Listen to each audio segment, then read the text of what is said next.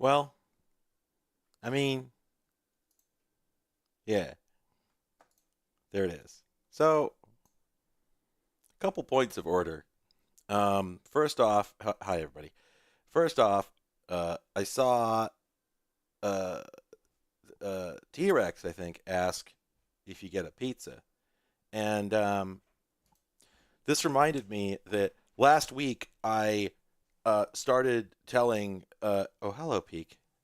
What the hell are you doing here? Last week I started telling last week, yesterday, last stream, I started telling a a shaggy dog joke. That like it wasn't worth the payoff to begin with, but also there's the fact that I forgot to actually pay it off, and I just thought that was really funny once I realized it.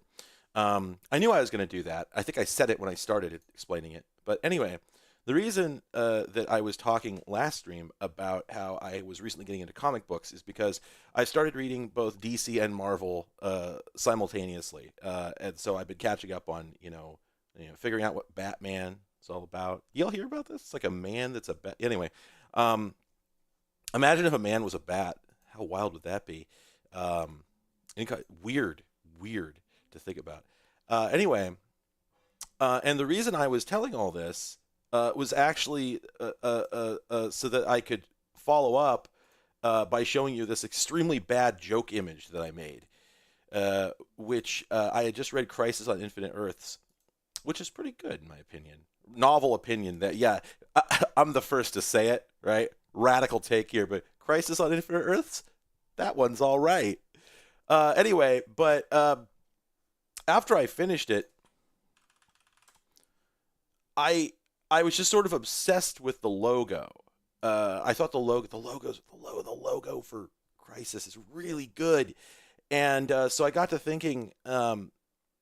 Well, anyway, this image popped into my head. So here's the image, and I've got both of them there, so that uh, you know, just to now it's not funny. It isn't funny. It doesn't work. The joke doesn't work. I tried my best. I couldn't get the typography quite right. And I also, like, once I'd finished it, I discovered that the pizzas don't really read the way that because they're not bright and contrasty the way that the Earths are. Um, and so it doesn't really work. And also, I realized that the listen, just because the joke is bad doesn't mean yeah. Anyway, um, I feel that not.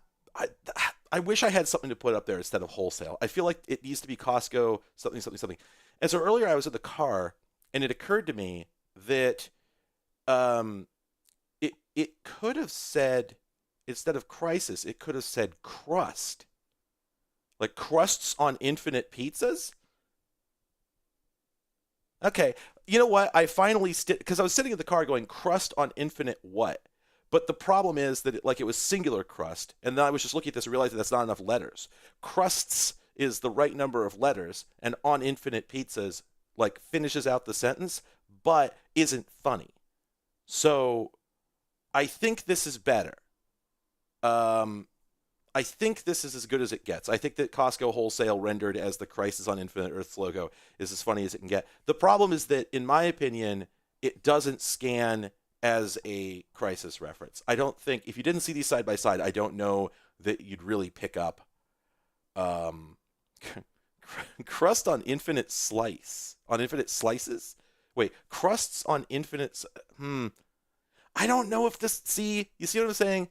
I think that when a joke is good, it should feel as though God came down from the heavens and handed it to you. And that has happened to me before. I just realized that Captain Planet is still down there in the corner. I got to do something about that. Go away, sir. There. Whew. Um, cheese on infinite crusts? Wait a minute. Cheese on infinite crusts? Could that work? I don't have to. I had to do so much handwork to fix this up. Like, this is not just a stack of Photoshop filters. This took me like an hour and change to draw this image. So I'm not doing it again. Just because even if it worked perfectly, it wouldn't be that funny. But I am now thinking that cheese on infinite crusts could be good because it's got the right scansion, right? Should have streamed. No, no, the process of making this was not at all. It was embarrassing. Okay, it was gas station. Yeah, oh, yeah. Okay, this sort of feels like a Sunoco kind of vibe. Uh, Cheeses on infinite crusts. Ooh, God, it's awkward, but it could work. Hmm, that's something. Well, I'll think about it, and maybe at some later date. Um, Anyway, all right. So that's issue number one. We had to get that out of the way. The second thing, hang on, I have a punch list here. Where's my punch list? Here we go. Okay. Second thing. Um, yeah, let me get a picture of this. Yeah, here, this is the guy.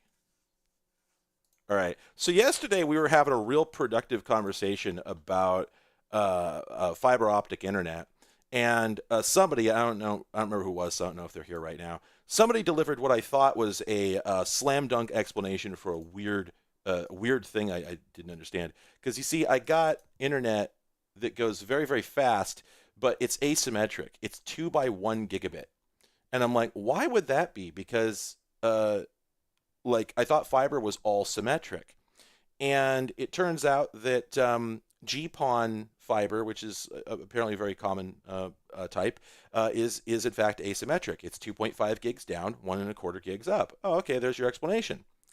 Here's the problem, as got explained to me later. That's divided between customers. I thought that was per channel, so I knew that GPON got divided up between multiple customers, and I thought that each one got 2 by 1. No, it's 2.5 by 1.25 divided among customers. So you're only supposed to use it to get much lower bandwidths. At least this is what I've read. However, the updated version of it, called XGS-PON, which is what my new ONT supports, this guy right here, the specs say that it does the original GPON and it does XGS-PON, and supposedly that is a service that goes up to 10 by 10. So, okay, all right. Uh, that's got to be what they're delivering. There's no other explanation. The problem is that it's 10 by 10. It's symmetric. So if they're offering me 2 by 1, and if they offer the other customers 2 by 1, what are they going to do with that leftover one on the upstream? It doesn't make any sense. Like, they're just going to end up with a bunch of spare ones and a one that is not. Yeah, anyway. I don't have an explanation for this. So, like, initially I didn't know what was going on. Then I thought I knew what was going on, and now I don't know what's going on again. However, I have gotten a bit of a sniff that maybe ISPs might pay more for egress traffic than ingress traffic, and so it might actually cost more to upload data. So maybe, I don't know. I have no way to confirm this. So in the absence of any better data, that's what I'm inclined to think. Clive's arms are being really, really iffy again. There we go. Ziply does not have service where I am, unfortunately. I wish they did.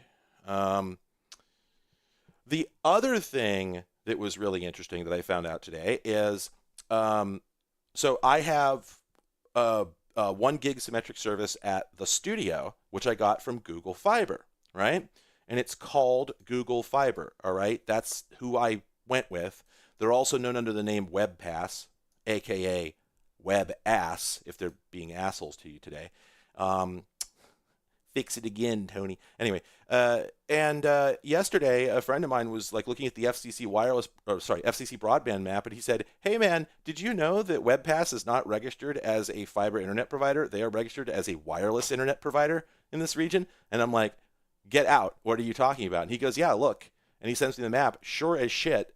They're listed as what they call a fixed wireless provider, which basically means that probably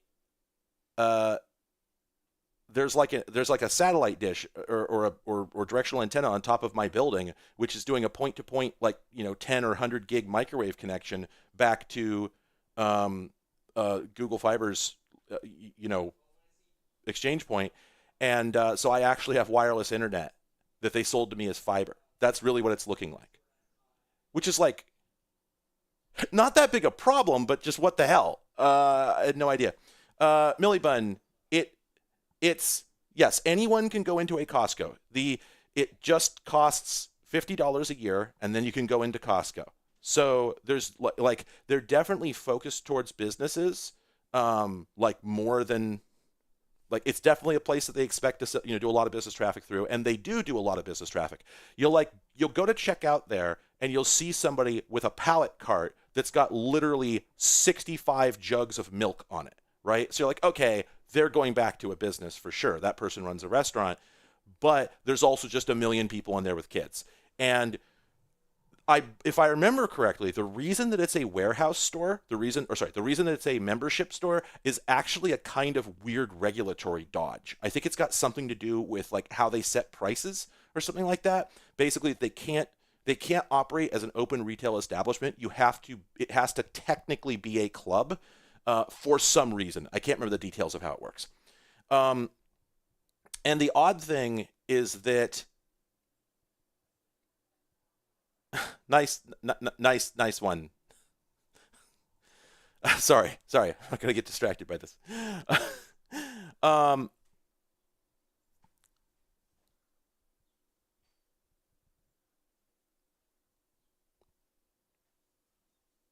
can you use a gift? Okay, I guess it would make sense right, because if you bought somebody a gift card and then they couldn't redeem it because they didn't have a membership, then that would invalidate the gift card, and that would be wow. Yeah, I never thought about that. That's fascinating. So yeah, I guess you probably can just use a gift card to get up in there. Now, hang on, give me a second, because I just looked over at the Clive tracker and it's not working correctly. What's going on here? Oh, it's like sort of at an angle. I'm trying to figure out why his paws aren't behaving correctly. Let me take a look at the oh. Oh, interesting. Give me a sec, because Clive is acting very strangely. So I need to find out what's going on there. Okay. Settings, please settings window, please close. There we go. Okay, what's going on here? It's that camera there. Why does it think it's sitting at an angle? I have not had this problem before. Oh, did that fix it? No, it's still like kind of cocked up in the air. What the hell's going on here? Huh. Weird. Yeah, it's like I'm okay if his arm is doing a whacking off motion, because that's useful for many of the things I talk about. That's quite productive. But oh, is that better? Okay, it's still a little janky, but it seems a lot better than it was. Someday I'm gonna figure that out. I have no idea what any of these new icons in chat are about. They're probably connected to that new like gamification crap that they're trying to do. But yeah, weird business.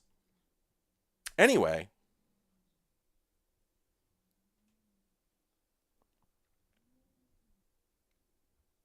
okay.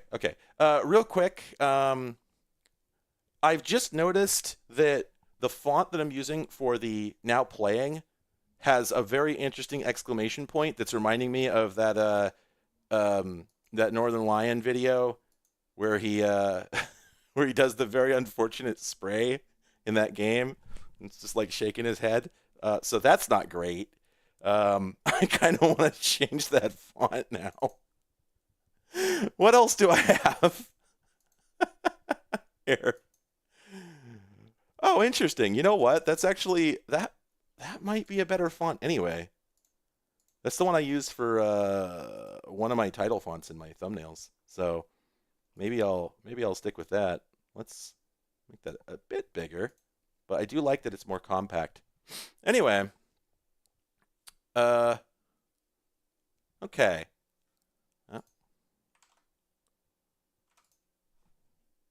So, despite the fact that I said we're reading today, we are going to read today. But first, wait a minute. Wait a minute. Please hold. Uh, what the hell?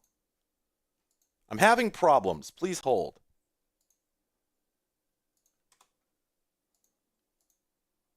Oh, There we go. There we go. Oh my God, not this again. Sorry, you'll have to bear with me for a moment. I'm having some problems. Holy shit, why is it doing this? Okay. Okay. There we go. Okay, I haven't done this in a while. So, wait. There we go. I haven't done this in a while, so I'm doing this. Also, it did very weird things when I tried to capture it. And let me just see if I can replicate them. No?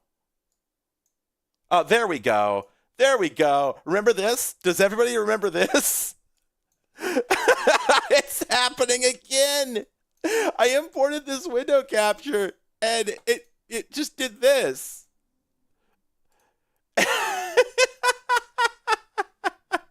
We're back in the crystal, baby. It's so funny. Why is it? It's got something to do with the fact that I have it nested inside of a yeah. Anyway, I was gonna do this while I talked about one of my other subjects before we go read books. What was the other thing? Shit. Now I don't remember. Well, anyway. Also, I'd like to register my frustration that upon watching my stream VOD from yesterday a little bit, because I always like to go back and see how I performed, I'm very frustrated that nobody told me the game audio is so loud. I need to remind you all that I can't hear it. I have no idea how loud it is. It looked fine in the VU meters, but holy shit, why did nobody tell me it was? I don't know if anybody who's here was here yesterday, but in any case, you gotta tell me if I'm louder or if the fucking game audio is louder than my voice, okay? Please help. I don't know. There's no way for me to know. I mean, I could just look at the fucking VU meters, but the problem is that while they are technically, objective, some game sounds are just functionally loud, like perceptually louder, even if they're not actually more decibels. And so it's kind of hard to tell for sure. And the games I was playing yesterday were just deafening. The ducking was working fine, but this is a problem that I really wish was solvable. The problem, wow, I haven't done that in a while. The problem is just that any solution that involves mixing the audio and then feeding it back into your headphones, which is what you'd have to do to find out what it truly sounds like.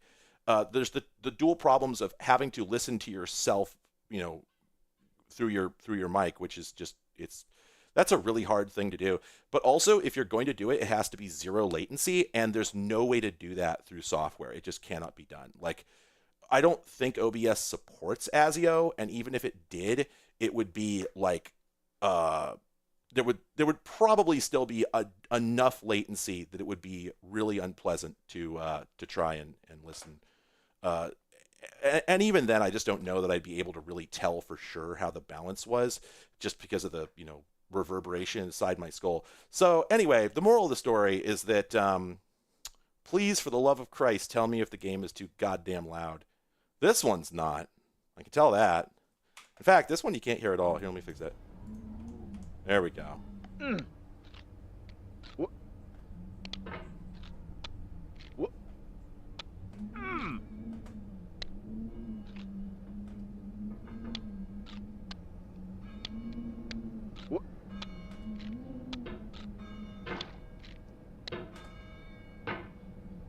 I thought about a speedrun. I thought about a speedrun category, which is where you have to speedrun this game while doing Bennett Foddy's monologue.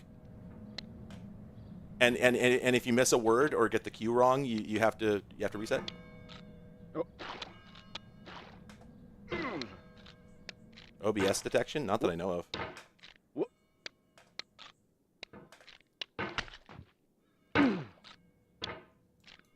No, I knew the game was muted. I just was busy playing and talking and did not wish to fix it until I had finished saying the thing I wanted to say.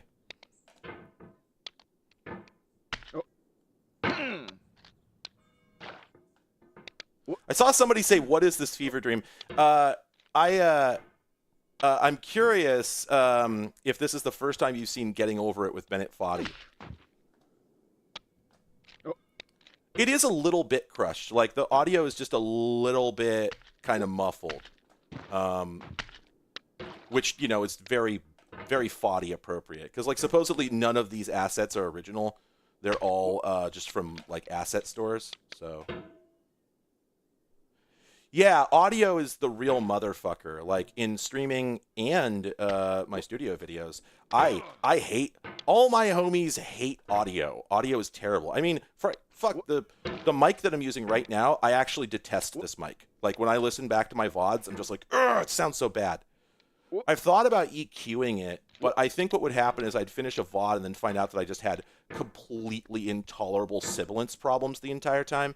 So I've left well enough alone in that regard because nobody else seems to feel that my audio needs fixing. Which, you know, is very much a two cakes kind of observation, right? Like, when it comes down to it, you know, I could be sitting here on, like, a laptop webcam mic and probably very few people would give a shit. God, the fucking... one of the biggest audio problems in the studio is anything with a fan in it, the fan has to come out. I actually have to go in and mod almost every computer I work on, you know, I actually demo to remove hard drives, fans, sometimes other things, occasionally. Like, whoops, this computer has too much fucking switching power supply noise. It's happened, I think, once.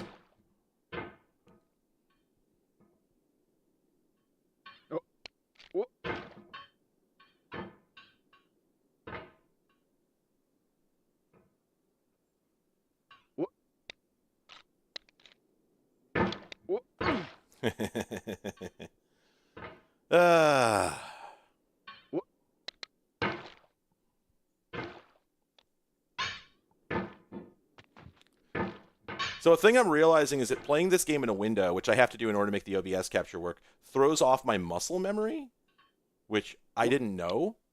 Like, I'm only just realizing this. But there's something... it's weird because it's a Unity game, and people capture millions of those in OBS.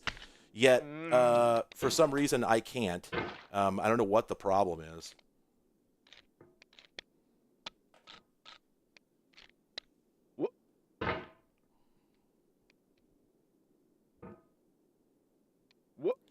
Oh, also, that was another thing. So I was at the used computer store today, as you do, and I saw a box. No. And hang on a second. Oops. I saw a box that appeared to be like a janky, no-name power supply, but then I looked at it for a minute and I realized that it was a baby AT supply, aka an LPX supply for anybody who's watched the video. And it was a pretty nice, pretty late model looking one. It seemed to be new in box, so I was pretty excited about that. And then I was looking at the side of it and I realized that despite not recognizing the name on it, it said Antec Inc. on the side. And this was from, I don't know, it looked like it couldn't have been more than 1997. So I had no idea Antec existed that far back. So that was funny. The name on the front was Ansel, Ancel, I think. So I guess that they used to operate under a different name and then changed their name later to the actual company name. So there's some history for you. But the other thing about it that was fun is that in the little micro spec sheet on the side, it said form factor PS2. Despite the fact that it was very much definitely a baby AT supply, it said it was PS2 size. And then my friend who works there saw that and he's like, "Oh yeah, let me show you something else." And he showed me the he looked up the the 80 gold efficiency standard thing that we have now. He had looked that up for a 1200 watt power supply from one of the big names. I don't remember who. I don't know, EVGA or something. I don't know. And this thing was made in 2022 or something like that. And it too said form factor PS2. Now, other supplies from the same era on the same website did not say this, so we're really curious where that came from. But yeah, just a sort of a fascinating little connection. Something that I've probably seen it before, if only I'd known to look for it. You know what I mean? Oh, I fucking hate the asteroids. There we go. All right. That was 8 minutes, 58 seconds. Nice. I'll take it. I'll take it. Good enough, good enough, good enough. And the funniest thing is that I forgot to change the now playing text.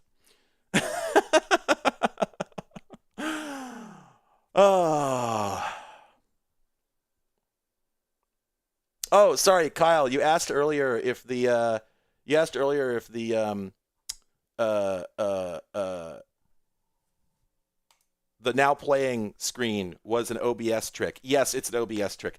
All my now playing streams, all my now playing scenes are built up out of video clips that I've captured, edited, modified, and looped in DaVinci Resolve, and then usually overlaid with a number of like static elements and whatnot. It's a lot of work for a very minor thing. But my favorite streamer does it. See, it's fun. So I decided I should do it too. Hello, Para. I've been streaming as Clive for like 2 years.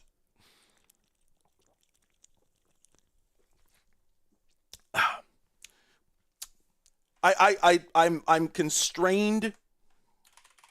Thank you, Kyle. I was very careful to try and make it look as real as possible. I'm constrained to observe that Getting Over It is a rage game, but I don't think that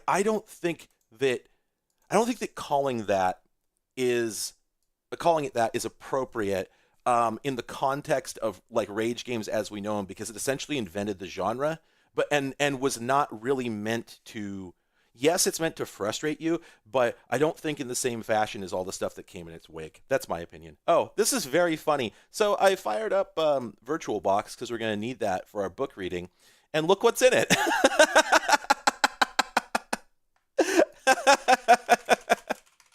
Yes, this is where I captured that video from. Oh, Getting Over It Scratch Edition. I actually have played that.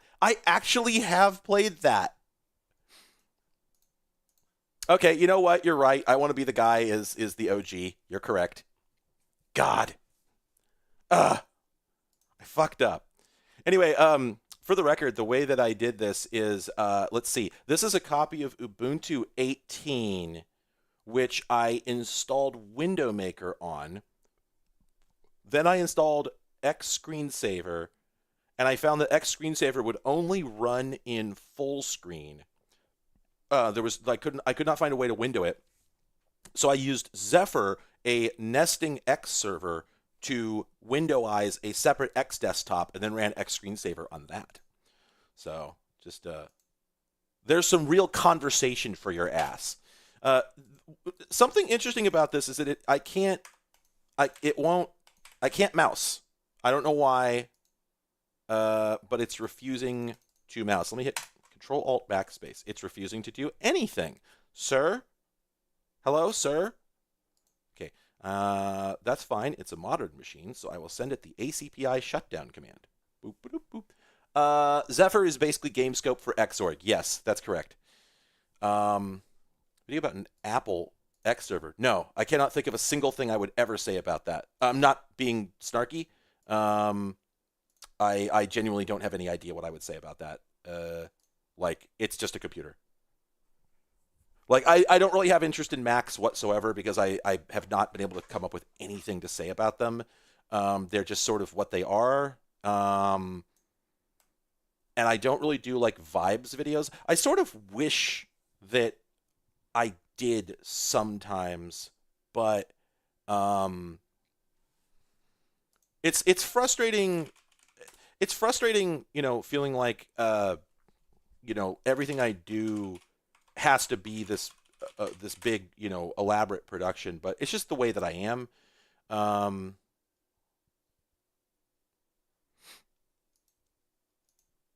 okay, let's see. Let me resize my desktop here, and then, oh, that's interesting. Huh. Okay, so let me reshare this window. There we go. Okay, so what I did here is this is not fitting the stage that I created for it. What is going on here? Oh, I see. Sorry, one moment. Is there an alignment? Yes, there is. Positional alignment, top left. Oh, I see. We have to edit this one and do positional alignment. No, that's also... What the hell? Sorry, I'm having OBS problems. This window is slightly lower than I would like it to be, and I don't know how to change it. Oh, wait a minute. Oh, top. Oh, there we go. Got it. Got it. That's where it belongs. Um, and then let me just crop this a little bit. There we go. Okay, so the thing I was going to say is, so this is my Ubuntu 18 VM, and it's running Window Maker, as I noted before. I had to do this in order to get it to work for my getting started screen that I wanted to capture. Okay, whatever. But in order to make that look good, I had to resize the window to 800 by 600, right? And I just fired up the VM and it was at 800 by 600, so I had to make it larger. And I did, but Window Maker doesn't know that. Window Maker started at 800 by 600 and it has memorized that information. And so it's actually bounding itself to that size. How funny is that?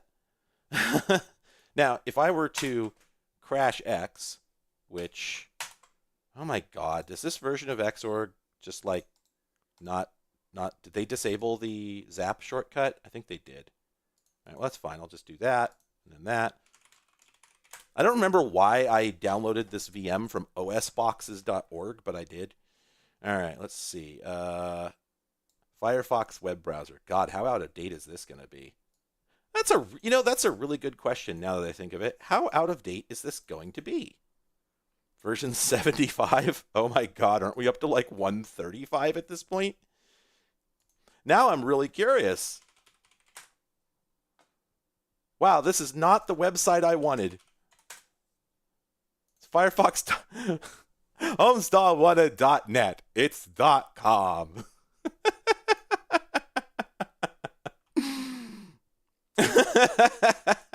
All right, now do we think this is just going to work or do we think that it's going to shit the bed? I think it's going to shit the bed, personally. I also wonder if I actually... Did I just close that before it finished downloading? That wouldn't surprise me either. Another question is... Here we go, files. Oh, nope, it looks like it's still running. What? Wow, Window Maker is not having an incredible time. Sir? Sir? Let me try this. Let me try this other shortcut. Sorry, I've not actually used Window Maker in eons, so I'm not terribly surprised that it's not working very well. Well, I absolutely hate GNOME. So what are we going to do instead?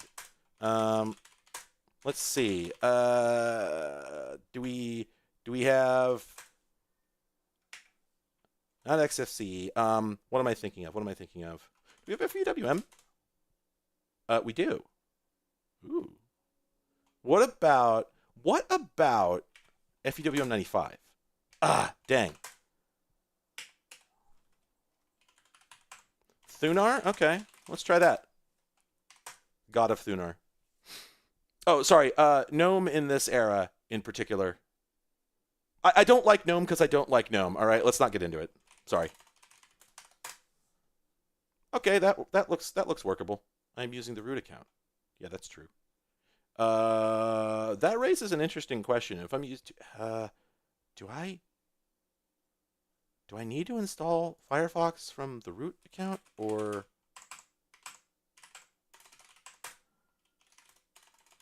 Another question is, what is the command to extract an xzip?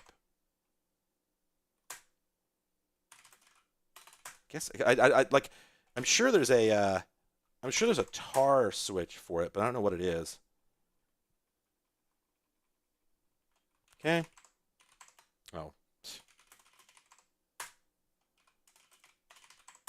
Welcome to my stream where we are installing Firefox. Okay. Oh, whoops.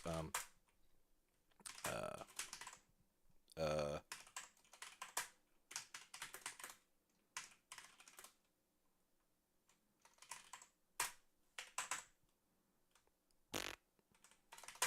I'll get the command right someday. Oh, hey, that actually worked. I'm kind of astonished by that. Didn't really anticipate that.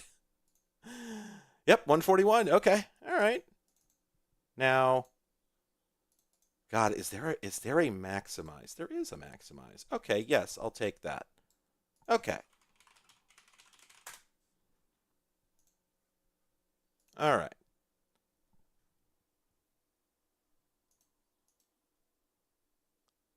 tar-j. Oh, wait, XVF is auto text type? I did not know that.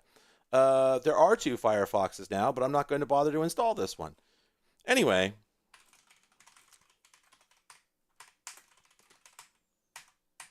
the book we're reading is PC Magazine.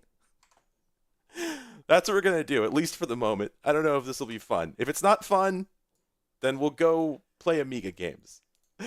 But, wait a minute. What? Wait. I hit F11 to make this bigger because that's the normal shortcut, and it did not work. What do we do? What do we do? What do we do? Is this... That does it. There we go. Yeah, that'll work. All right, we put this side by side. Reference copy. Do not remove from this room. Okay, what do we got? What do we got? What do we got? How can you lose? High performance, aggressive prices, and GE on-site service. Wait, that does say General Electric. What? Okay, all right. Immediately, what is going on? Hang on a second. Wait. General Electric had a computer brand?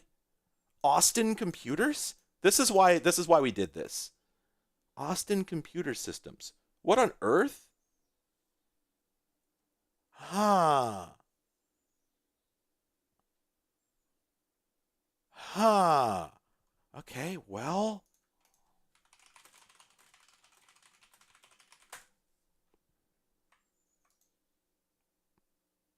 What is the relationship here? Because this looks recent. Yeah, that's 2012.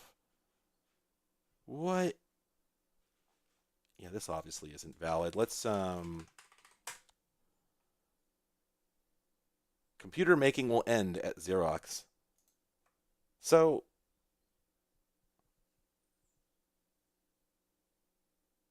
wait, General Motors had a computer services division. We'll look at that. I'm curious what that's about.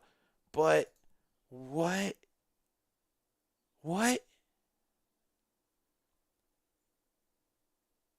Man, I'm trying to figure out what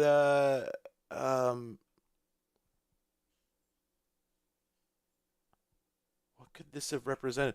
Okay, I did just come across somebody's CV, and his name is John Loud. Mr. Loud specializes in electrical engineering issues. Again, I realize I'm on this shit right now, but fucking Marvel Comics ass character, Mr. Loud. All right, all right, okay. Let's this was under what was the name? GE 1 year on-site service, GE on-site service, GE computer service. Okay, that looks like a brand name to me. So let's wow. You know what? None of my keyboard shortcuts are working. This is cool. Or sorry, GE computer service.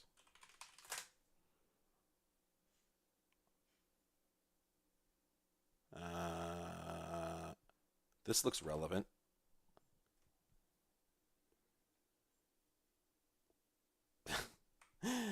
GE Computer Service, a division of GE Capital, has acquired Total Audiovisual Services. Now, this was okay. So this is something really frustrating. An awful lot of news publications do this shit right here, where they used to have the original publication date at the top, but this one is actually decent enough to list it as the updated date. But a lot of them will just issue like the updated date as the publication date. And the problem is that most of the articles on these sites got bumped at some point to inject ads. And when they did that, they for some fucking reason they decided to bump the update time on the article. I have no idea why. And so a lot of the time, it's really hard uh, to find out exactly when the holy shit. You know what? I need to install uBlock. I've just realized this. Whoops a daisy. Whoops a daisy. Things are going to go poorly for me. Wow, it is destroying this VM. What the hell? Yeah, yeah. This is saying it's actually hitting the execution cap. Fantastic Four popcorn buckets. This is how you could tell that I don't. This is a fresh browser that I have never used. Block Origin Firefox. uBlock, the thing that fixes the fucking internet. It's really funny because it's really funny how the companies that sell ads, like, yes, obviously nerds like us who are just like permanently angry all the time would already be blocking ads just on principle, but it would not be a cause celebre the way that it is. We would not be like reflexively installing ad blockers on our parents' computers and whatnot if the ads were not unnecessarily dangerous and damaging to computers. Like, look at how slow this is. Like, I don't have this thing execution capped. I think it just has like one core, and that core is being completely saturated just hosting these stupid ads. Like, it's completely absurd. Yeah. This is running on a 14th gen i7 with a couple gigs of RAM. That should be fine. I guess I do wonder, am I low on RAM memories? Could that be what's going on? Oh, there are two Firefox. Um, Here, let's see. Is there is there power? I don't see a RAM meter anywhere. Here, let's just look at free. I still don't know how to read free, but it could be better. But it says just 490 megs outright free, so I don't think that's the issue. Anyway, it's probably fine now because I installed an ad block. Good enough. Yeah, like, God, at this point, if you don't, the popcorn bucket thing is just a joke because like I would not search for that. That's not like my kind of. I don't buy branded merch for movies because that's what that's about.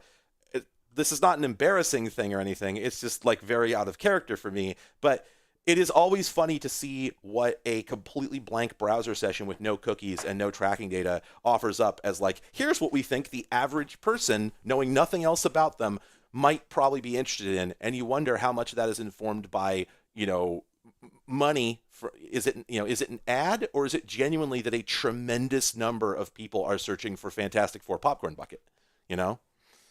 I mean, the answer, Katie, is that if anybody started modulating what the ad networks could do, the whole thing would come unraveled. Like, the internet at large is maintained by a devil's bargain with an enormous number of unsavory individuals. It's sort of like, I guess the way I would put it is, I'm sure that nobody watching this stream thinks that pornography is immoral, and yet probably most people here would agree that the notion of a guy in the porno business, I don't mean somebody on OnlyFans, I mean somebody who runs a pornography production or distribution company, is probably a pretty unsavory individual. And it has nothing to do with whether porn is immoral. It has to do with who would take that job. Just think about it. Just think about it. Who would take that job and decide that's what they're going to do with their life with all the other options out there that don't get you demonized, that don't, et cetera, right? And it turns out that an awful lot of people who would do that are scumbags. Not because the act is immoral, but because most people tend to go for an easier way in life. Likewise with the ad companies. If they were decent, moral people, they wouldn't be selling banner ads. They just wouldn't. And so you're not going to find the nice banner ad company. That doesn't exist. They are inherently, like by definition, they are people who wish to exploit. And so they're going to exploit, they're going to push the envelope. If we held them accountable, we'd just shut down the internet. Because as soon as you start, putting out of business all the companies that offer up the bad ads, you find out there's nobody left to support anything. Essentially, the internet is paid for by installing botnets on grandma's computers. That's the reality, because we're not willing to have communism and we're not willing to make microtransactions work. The internet is paid for by an enormous, a vast network of very tiny crimes.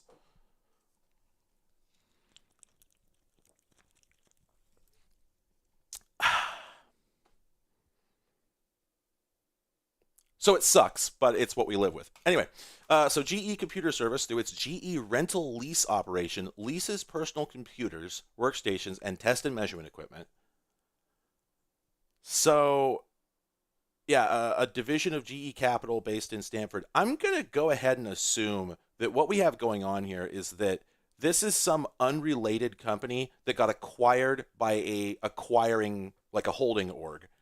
Um, and so they just happen to have the name GE on them. But for all intents and purposes, um, like this is just a company. Like it has nothing to do with General Electric in any meaningful way. They just happen to be owned by the. Holy shit, go away.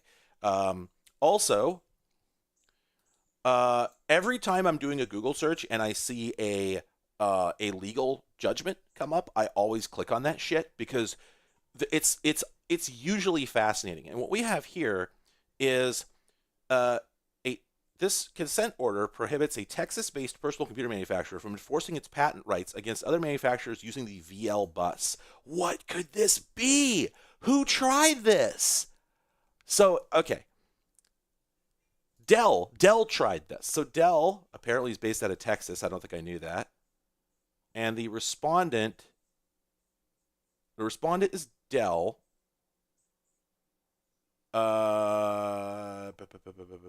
Wait, so who's the complainant?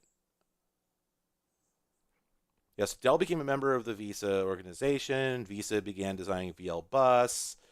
They approved the VL bus. Oh, interesting. So Dell technically, Dell themselves actually patented the VESA local bus slot. But they didn't tell VESA themselves that they had done this. Holy shit. Huh. Bastards. Okay. So, yeah, Dell voted to approve this. Certified in writing, this proposal is not infringing any trademarks, copyrights, or patents. And they approved it. They asserted that again.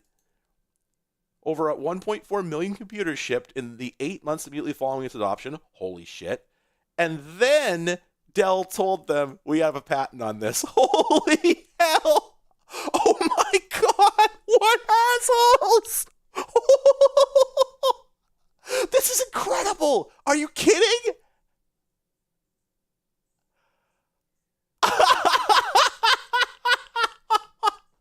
Do you see why I always click on the legal documents when they come up?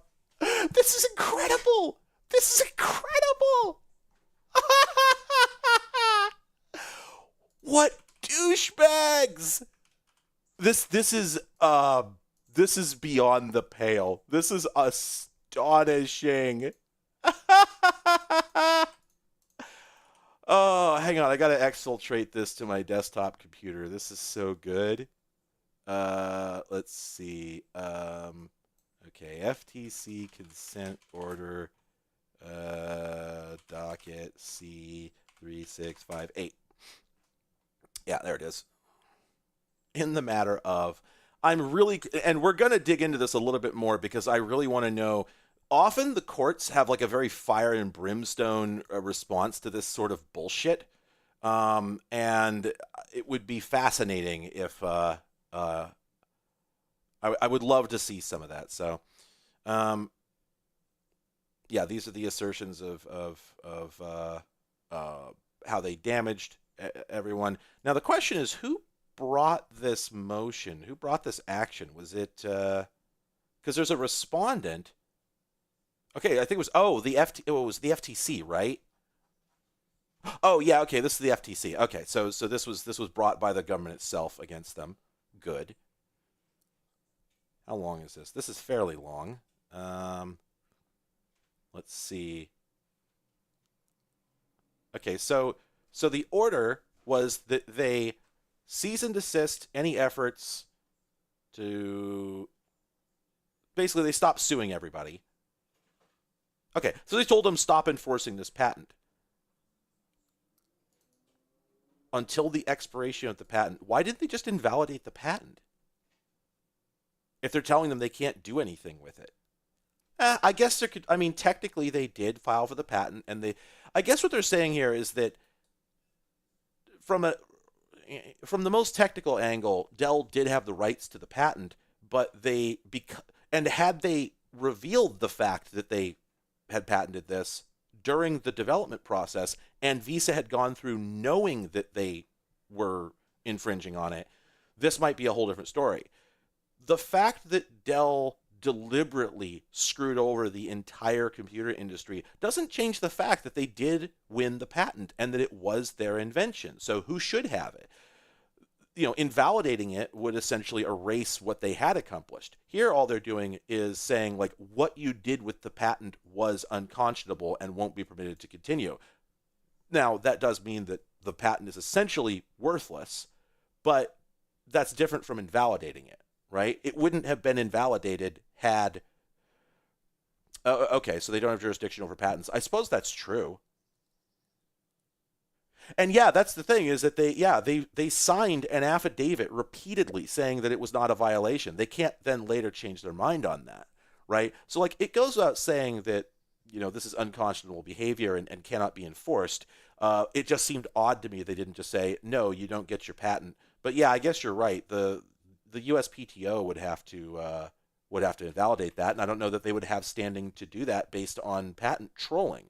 But yeah, the FTC could tell them no, you can't do business like that. So that's fascinating. Curious, or we discovered that Dell patented the Visa local bus slot.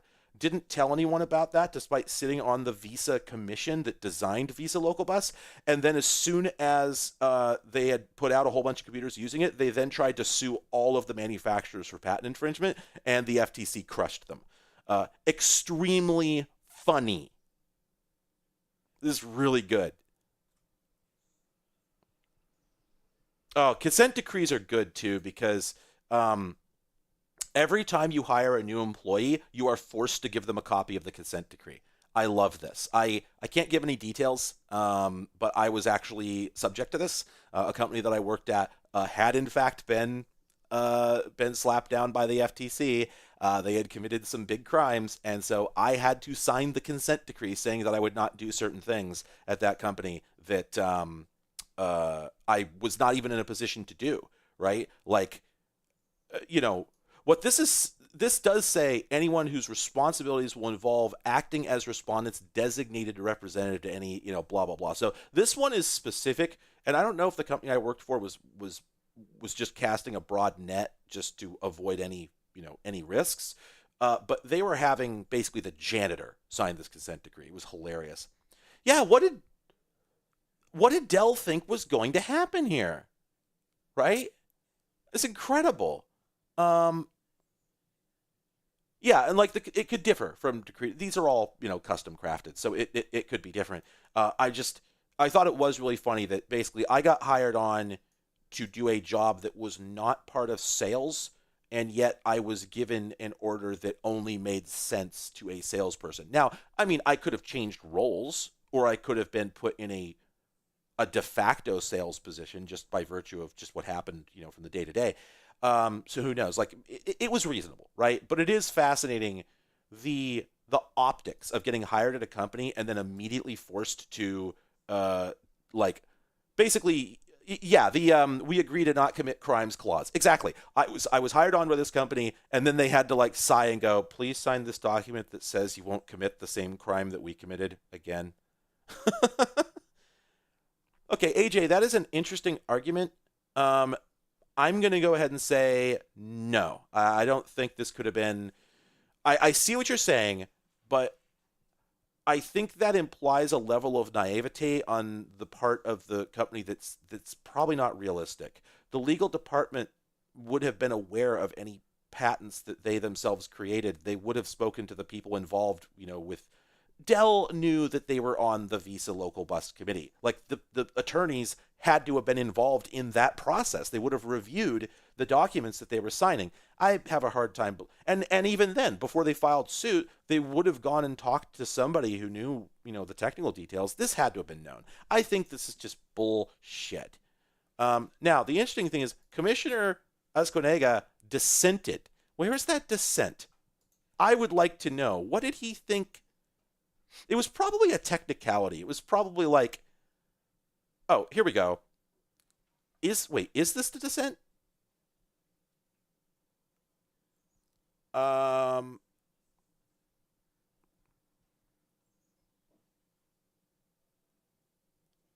no, I don't think so. But there's a footnote down here. It says the dissent seems to suggest that the actions of the Dell representative in submitting the certification did not bind the corporation. Here we go. Dissenting statement at 25 to 26. We'll go read that.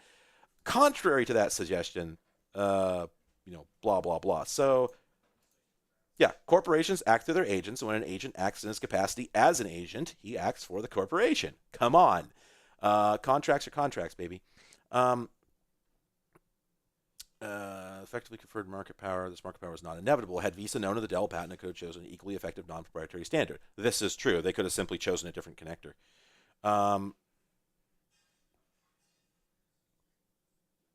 Oh, prohibits Dell from enforcing patent rights in the future when it intentionally fails to disclose those rights. Okay, this is one of my favorite types of legal judgment, is when they not only remedy the immediate crime, but they also put them under constraints because now they are explicitly not trusted, right? This is the FTC going, okay, not only can you not do this, but we're not going through this again. If you ever do anything like this again, you'll not only be in violation of the business practices, you'll also be in violation of this specific order.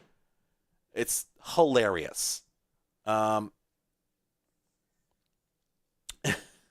right, let's keep going. And I really want to read this. I really want to read this dissent. Also really loving the. I'm really loving the commission has a dissenting statement from their own guy, which they're then commenting on. They're then dunking on it.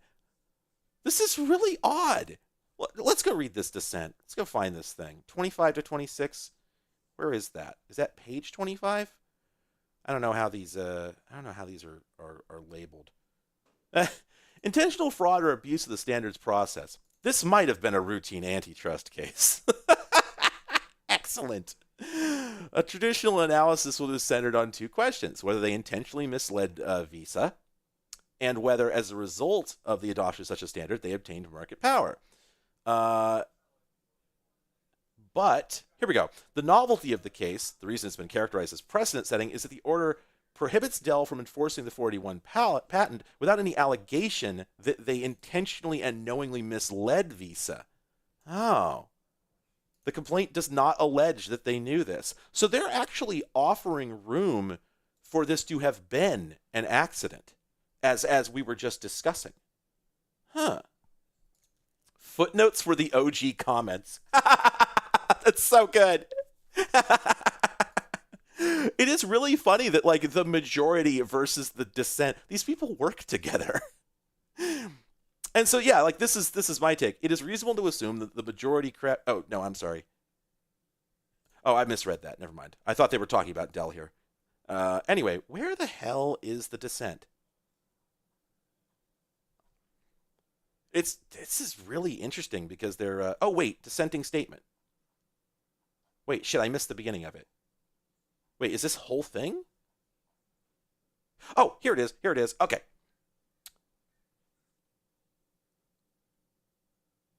Okay, so today the commission issued the complaint does not articulate a violation of Section 5 of the Act under any established theory of law.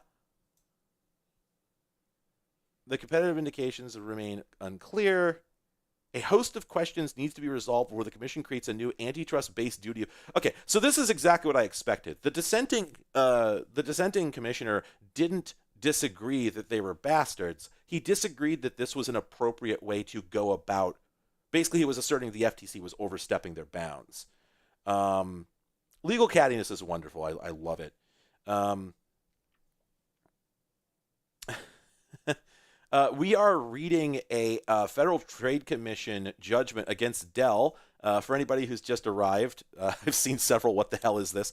Um, Basically, what happened is that Dell, back in 1992, patented the slot that would later be used for the VESA local bus interface, then lied about that on the VESA local bus commission, and then after almost 2 million computers had been sold with that slot, they then proceeded to start issuing mass lawsuits against computer vendors saying they'd violated their patents. And the FTC was just like, no, you can't do that. You can't do that. You knew what you were doing. Go to hell. Uh, so anyway, yeah. So basically, the dissent. Fortunately, the guy was not saying that he thought Dell didn't screw up. He's saying that the FTC was overstepping their bounds, and the fact that it was one guy, who did not end up succeeding. Um, this this happens a lot. An enormous number of judgments like this that I've read, judgments, decrees, etc. There's at least some level of dissent from somebody saying, okay, the basic complaint here is valid, but we are going about solving it in a way that sets either unfortunate precedent or opens us up for appeal, invalidating our the value of the judgment that we made, right? Because what's the point if we're just going to have this fight again? And I get that, comma, but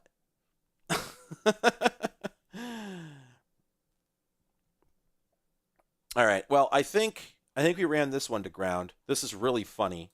Um, this difference between Dell and a Dell representative is more significant than it first may appear. Yeah, I think this again. This is making the point that we were discussing earlier. The idea that maybe the legal department and the guy who was on the commission did not have the all the same knowledge. The problem is just that that's too bad. It was their job to have the same knowledge, and if they didn't do that, then they screwed up as a company. They should have tried harder. This is why I read these old magazines and just follow up on weird leads, because you never know what you'll run into. This wasn't even related. And yeah, we still don't know what the hell GE Computer Service is. I'm going to go ahead and assume that I'm thinking that GE Computer Service was literally just um, exactly what it sounds like. I think it was a computer service for hire organization that was probably established independently, and then got bought up by a GE holding company that just happened to use the General Electric logo, but otherwise had nothing else to do with the company. Because this Austin Computer Systems, they do not appear to be a major player in any way. So I don't think it had anything special to do with GE specifically. Now, this is another thing that I've always found fascinating. There's a lot of ads like this. You know what? That's true. One moment. You know what? I need to, hang on. Where's my stream deck? Here we go. Okay. Now, where did I put this file? We go here. There it is.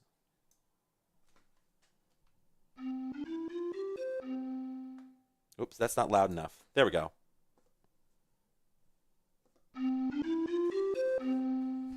All right.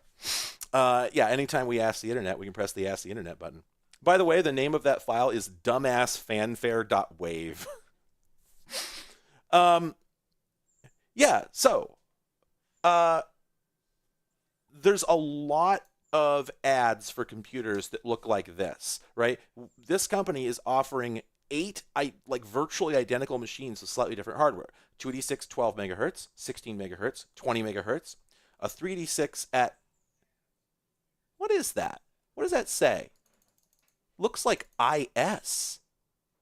Yeah, that's 386 IS.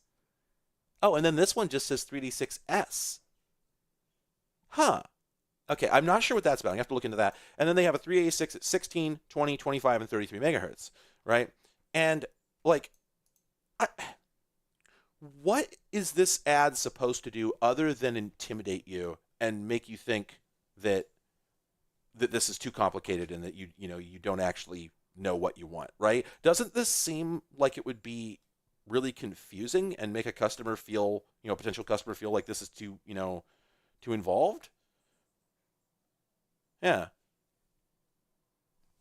Intrinsically safe. That is a really interesting idea. I don't think that's likely, but let's just look it up real quick because I noticed there was a 386S mentioned below that. Um, Nothing here. It's interesting. Google appears to be ignoring my quotes. Hmm. Oh, wait. There we go. There we go. Okay, 386IS, Evrex. Oh, yeah, they're specifically calling out the Evrex Step 386IS. So, no, I think that's just a model number. I don't think this is this does not appear to be a CPU type, which doesn't surprise me at all. Okay. Well, anyway, there are an awful lot of ads. Oh, interesting. The IS appears to be referring to a daughter board that hosts a 386 on a 286 board. Oh man, that would make sense actually. I could believe that. You know what? That reminds me. By the way, I wanted to show y'all a couple of things. Let me get you a couple of pictures here. Please hold.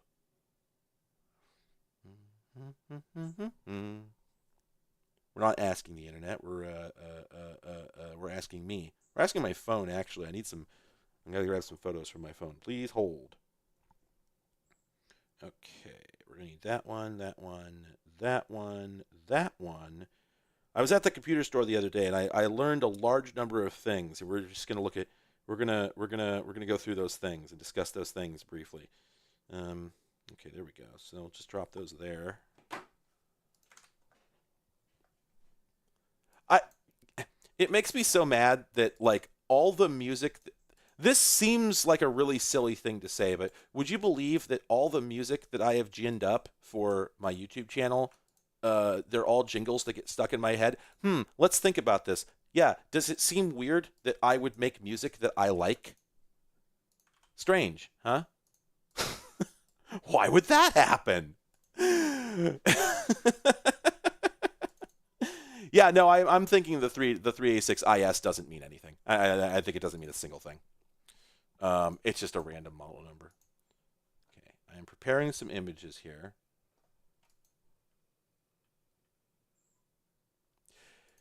Yeah, Millibun, you're absolutely right. Like modern computing is not interesting. Okay, well, I can go buy like a whole bunch of different computers and find different parts in them, and I can build computers, from like wildly different ends of several different spectrums. Um, Whereas back in the day, like it was a pretty good bet that if you found two computers next to each other in a magazine, you would have a really hard time like deciding if there was any difference between them. And in some cases, there just plain weren't. So if anything, just nothing's changed. Several steps faster, right?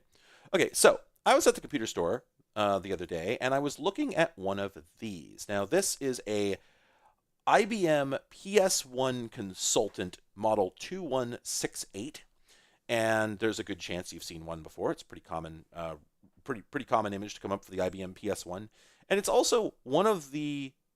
I don't know the PS1 lineup that well, but I would say it's my favorite machine in the series. Let's just go ahead and look at its competition here. Okay, so when I think PS1, my head frequently goes to this sad sack of shit.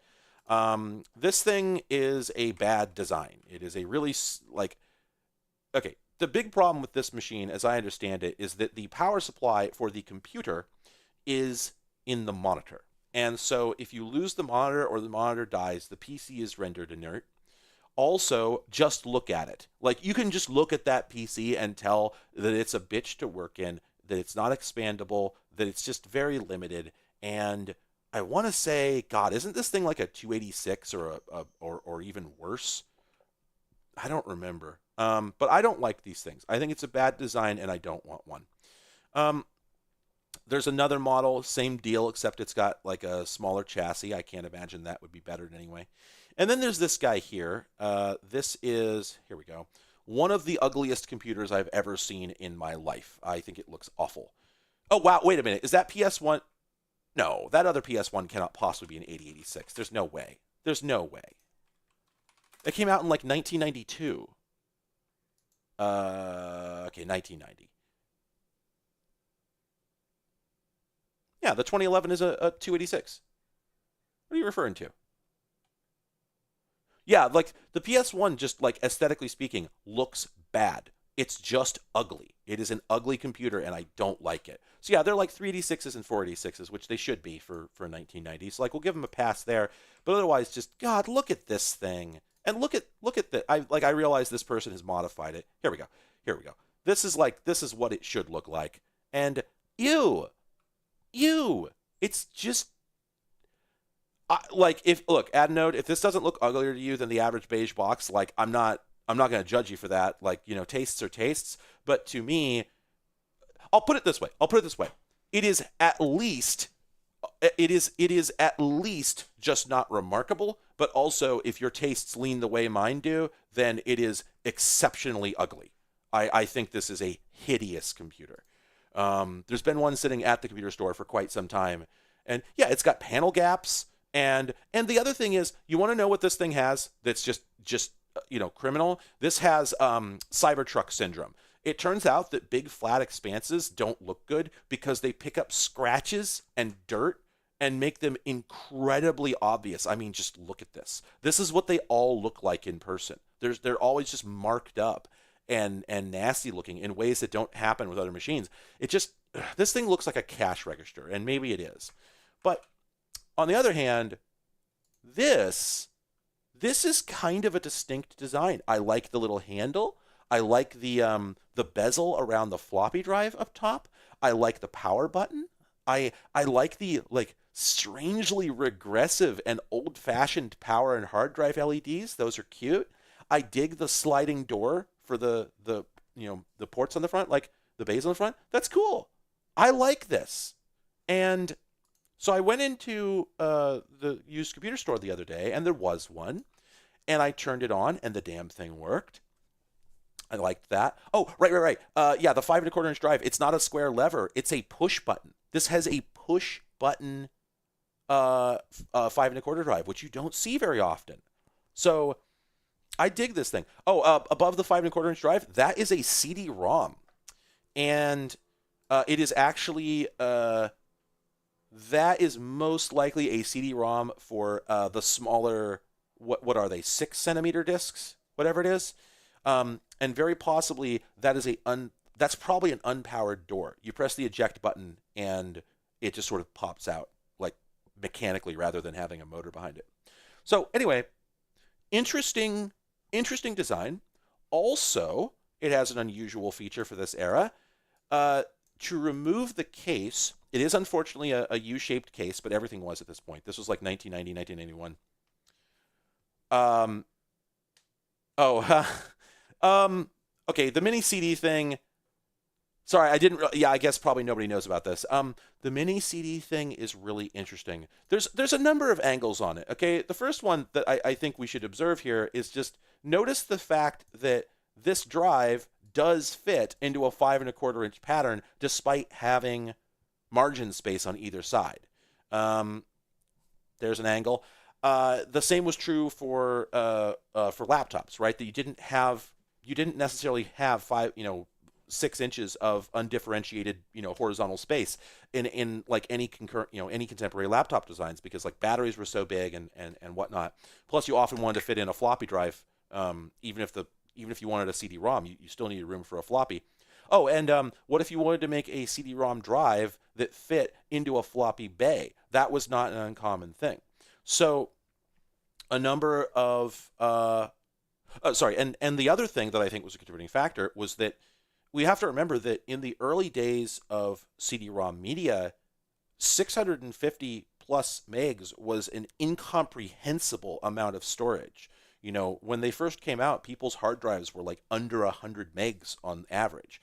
So uh, basically, the idea that like every CD should have this gargantuan amount of wasted space on it, it naturally seemed a little weird. And so manufacturers had, I think, the rightful notion in mind that like a 260 meg disk, that seems like enough, right? It's a massive improvement over floppies, but it's the same size. When you think about it in those terms, right? The idea that by the time that uh, by the time that CD-ROMs were hitting PCs, the 3.5-inch floppy drive was really catching on. In laptops, it had been universal since the late 80s. And in desktop PCs, it was really picking up in popularity because the density had finally gone up. Originally, the 3.5-inch disk was only 720K, which actually made it lower density than a 5.25-inch drive, which by 1985 almost universally stored 1.2 megs. But then, circa 87, 88 or thereabouts, IBM was partly responsible for popularizing the high density 1.4 meg disk. And all of a sudden, it made a lot of sense for a whole bunch of reasons. Laptops were getting a lot more popular. And let me show you something. I think I neglected to bring this up in the last video where I could have talked about this. But this is a fascinating thing to me. Let's go 1980 before 1987 and see if I can find one of these ads. I have one somewhere, but let's see. Popular site. No, this is to 1984. Here we go. Okay, so this is talking about it's external floppy drive. I'm trying to find. I've come across there's ads. There's a particular ad that I'm looking for that I've come across many times, and I don't know necessarily how to find it right now.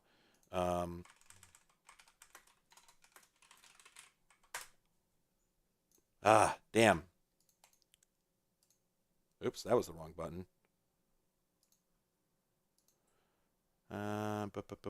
Nope, I'm not going to be able to find this easily. Frustrating. No, wait. I think I found it. Where is it? There it is. Okay. Shit, no, this isn't it either. This 720K 3.5-inch disk drive is a drop-in replacement for 5.25-inch drives. Now you can upgrade your PC with the latest in drive technology. Okay, this is very weird because this ad came out in 1986 and they were charging $159.95, but it's only 720K. So they don't really give a reason why somebody would want this quote-unquote new technology, right? But if there's any chance that I can find this other ad, no, I don't think I can. Basically, at this point in time, circa like 85, 86, most of I just realized, yeah, the PC is still in front of the browser. You weren't missing anything. Don't worry. They're really need. You know what? I need to do something. I need to set up one of those Stream Elements features to offer a button that you can press that plays a loud beep to let me know that I'm fucking something up. This needs to happen. How do we do this? And also, I wonder, how do we do it on YouTube? Twitch has like the description field for this that's common to all the streams, but I have no idea how to do this on. Yeah, exactly. Anyway, I'm not fucking it up now, and also don't worry, you didn't miss anything because I didn't find the thing I was looking for. But anyway, I can summarize. So back in like 85, 86, the only reason to buy a 3.5-inch floppy drive for your desktop PC is because you also owned a laptop. Like I said, the 3.5-inch discs had lower capacity than the 1.2s, or so than the 5.25-inch discs. It was almost half as much storage.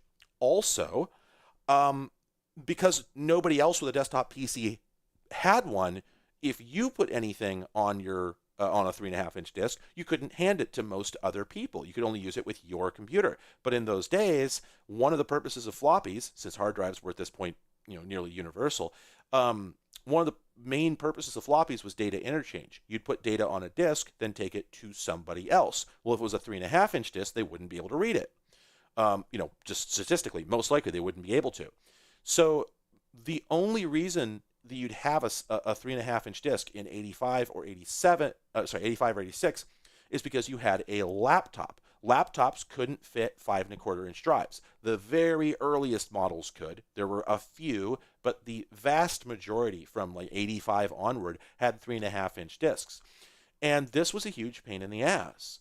Basically, nobody wanted them. It was not an appealing thing. Again, less capacity, but also, suppose you bought a laptop in 1986 and then you went out and bought a copy of Lotus 123. That didn't come on 3.5, it came on 5.25. So to get it into your laptop, you had to do one of two things. You either had to buy an external 5.25-inch drive, and that was only possible if your laptop supported one. Some did. I'd say probably most did, but some didn't, and it was an extra expense. You're sitting here looking at $200 in 80s dollars to buy this extra drive solely to load data at home. You're not going to be able to take it with you. It's too big and bulky. So it's just a huge waste of money for no good reason, right? Well, so there we go. The other option was to take your 5.25-inch discs and dub them onto 720K 3.5-inch discs. And obviously there was a lot of problems with this because the discs were smaller. So you had to, it was about, it was like a 1.5 to 2, conversion ratio. You had to have a stack of 3.5-inch discs and then like peel out files from your 5.25. It was just miserable. And then if the program had copy protection, which a lot of them did, that wouldn't work. Thank you, G Lander. Appreciate the donation, and I'm glad you came. Have a good night. There were actually companies selling cracking software. They were selling like copy protection removal software for legitimate users who wanted to move apps they'd bought over to their laptops, but had no other way to do it except through 3.5-inch discs. So this was a gigantic pain in the ass. I don't think LapLink existed yet. Like, there were options, but I don't think LapLink per se existed in the 80s. I should look into that. I'm curious. And by the way, don't cite what I'm saying here because I cannot remember. It's been years since I read about this, so I could be misremembering. But I'm pretty sure I remember there being commercial cracks that were sold for this purpose. Like the blurb in the magazine said, do you need to install some commercial software onto your laptop, but you don't have a 5.25-inch drive? Some companies did, but it's just a question of like how much software are you loading, and how constrained do you want to be by if you're a high power business dude who's doing a lot of stuff on the computer, you are not going to feel empowered by having to wait 3 weeks to get a different set of floppies every time you buy a piece of software, right? You're going to say fuck that, and you're going to do whatever you got to do. If that means breaking the file copy protection, then so be it, right? So anyway, this was an ongoing snafu for like 3 years, and then the 1.4 meg disc came out, and that catapulted the 3.5-inch disc into desktop popularity, and this problem pretty much evaporated. So from about 87, 88 onwards, the 3.5-inch disc was standard, and both laptops and desktops took the same discs. Thank Christ, it got a whole lot better. Actually, now that you mention it, it would make sense. LapLink is called LapLink, not PC Link. So, yeah, okay, I could believe that it was invented for this purpose. Let's see. Okay. Wait, no, that's misdated. There we go. Oh, yeah, brand new in 1987. So it came a little late as things go, but here's the original LapLink, and what does this say? Okay, faster and more convenient file exchange than a multiple floppy disk approach, less expensive than external hard disk transfer. Comes as 5.25 and 3.5-inch floppy disks necessarily. Interesting. Also came with a hard disk system for the Toshiba 1100. Oh, that's cute. Yeah, it doesn't actually say that it's useful for solving this problem. But I think at this point it was probably fairly well understood. You know, um, just for kicks, just for kicks. Um,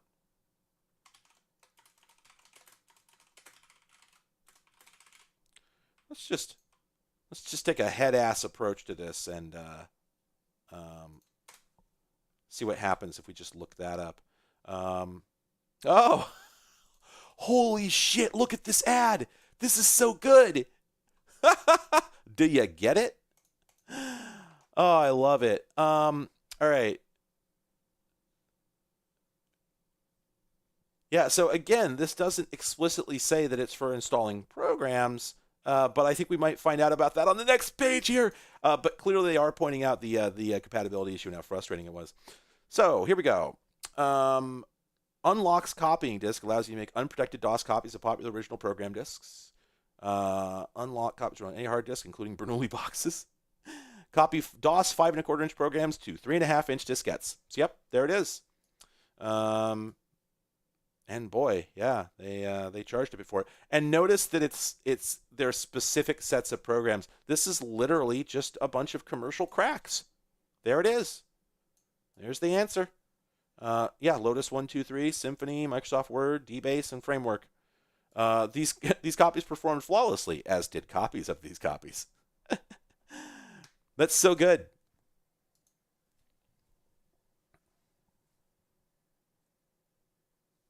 When did high density 5 1/4 inch disks become common on PCs? So that's an interesting question because when we talk about when were they common versus when they were uh, common versus when they were available, um, the 1.2 meg high density 5 1/4 inch disk became available in at least 1984 because I believe it shipped in the first IPCATs.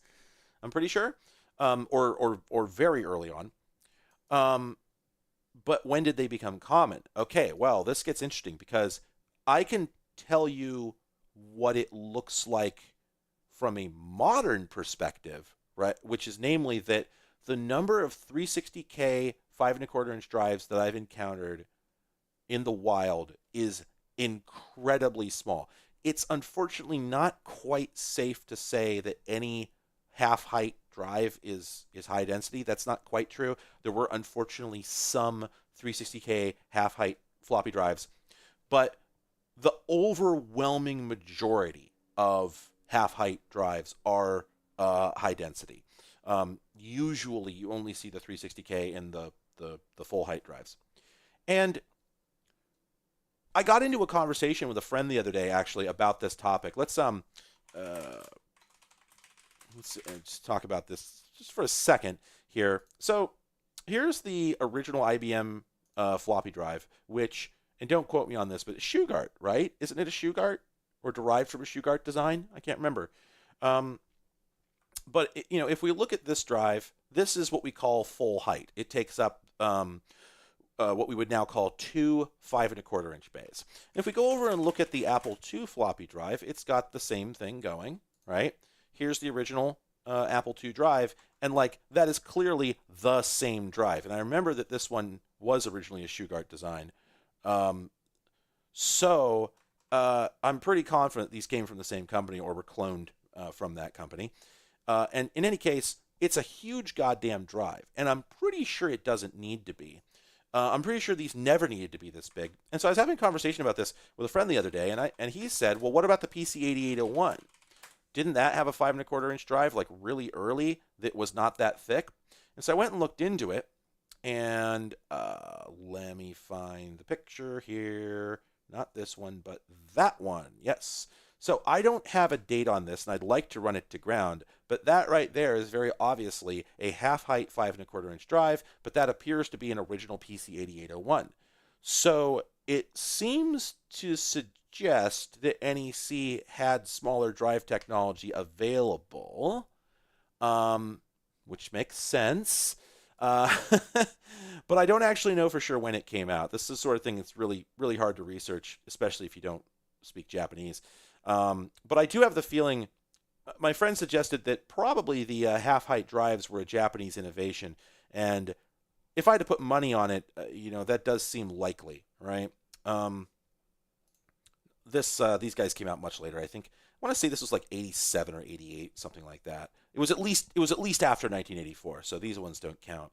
But yeah, these drives, man, they're quite a different design from anything we get later. But it seems like it, yeah. Anyway, I don't know what the capacity on these ones is, by the way. Now, um, let's let's do this. Let's take a look at a 360K floppy after. Well, actually, okay, we already have some information here. Let's take a look at this one. So ah, here we go. This is a company selling PCs in 1987. This is Dell. Oh, this is Dell. This is PCs Limited. This is Dell.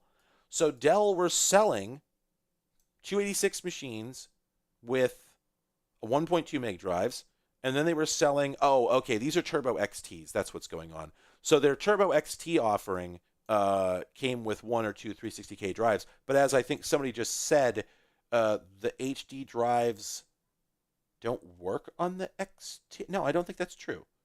I'm pretty. Didn't I read? Didn't I read that double density? Um, didn't I read that double density was made possible by an operating system patch that the drive controllers were always capable of it? I think that's true. Likewise, we get down here. Here's another 360K drive, but this is also a Turbo XT. Here's another one that's also a Turbo XT. Here we have an AT clone, 1.2 meg. Another AT clone, 1.2 meg. So yeah, I I'm pretty sure that you could put a 1.2 meg drive in an XT, but it looks like nobody did, really. So now we've answered the question, how common were 1.2 meg drives by 1987, right? Seems like they were pretty universal at that point. Now let's look at 1.2 meg before 86, after 84. Let's look in 85 here. What do we see? Okay, so here's a company. Now these are all call for price, not useful. And it looks like who was this? Applied Computer Products was selling floppy drives, but it looks like they weren't selling any 1.2 meg floppy drives. They only had 360Ks. So that's a feather in your cap. Uh, that's a PC clone, turbo drive.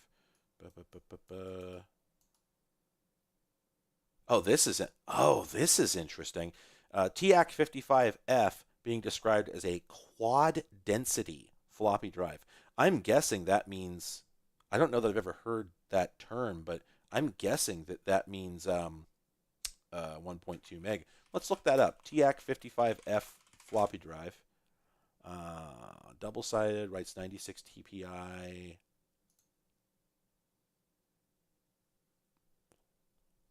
Where is the dang... Oh, that's right. They probably didn't list the actual data capacity because it differed from based on formatting. Here we go. Here's the formatted capacity is... Why can I not read this? K bytes. Here we go. 1183. Yeah, there you go. Yeah, so that's a 1.2 meg drive. There you go. There you go. So they were at least available to buy in 1985. The question is, what was shipping? What was actually coming in PCs at this point?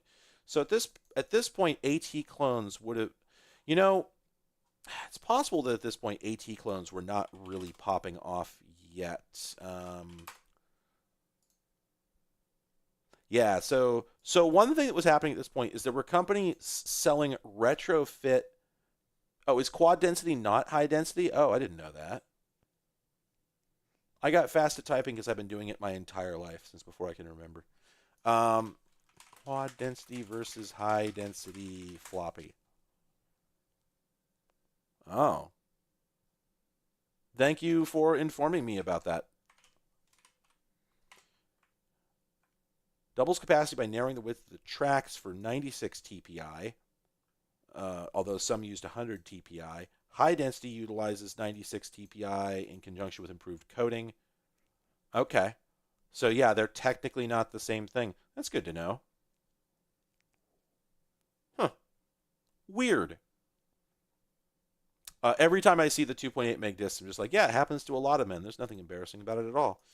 Anyway, so at this point in time, in '85, uh, 286, 286 like AT clones. Yeah, this is in April, so AT clones weren't quite in full swing. But what you did get were XT retrofit motherboards like this one here, and from what I can tell, this it seems like this may actually have been where um, the phenomenon of the aftermarket replacement motherboard began.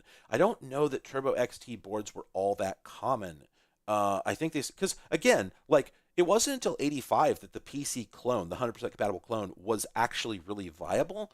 So by the time 100% clones, 100% compatibles were a thing in a practical sense, like the PC was technically obsolete and the AT had come out. So you really, from what I saw, you really start seeing AT clones and clones period at about the same time, but it took a little bit longer for full on AT clones to really hit the market. So instead, you got these early 286 ones, and it's a little hard to see, but I think that might be an 8-bit bus. I don't think that's a 16-bit bus. And also, it's a 6 megahertz, no wait state processor. Okay, so they used good memory. Um, Compatible with the XT to a degree beyond the PCAT product. What does that mean? Are they implying here that the PCAT had compatibility issues with existing software? I've never heard of that, but I can believe it. Or they're just lying. Huh. Okay, I'm going to look up the thing. Half height floppy disk race heats up. Eats up. Eat up Martha.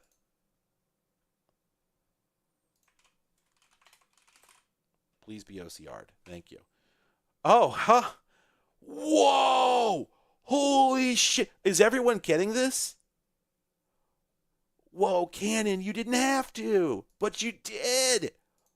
Okay, if any of these still exist, they do not work.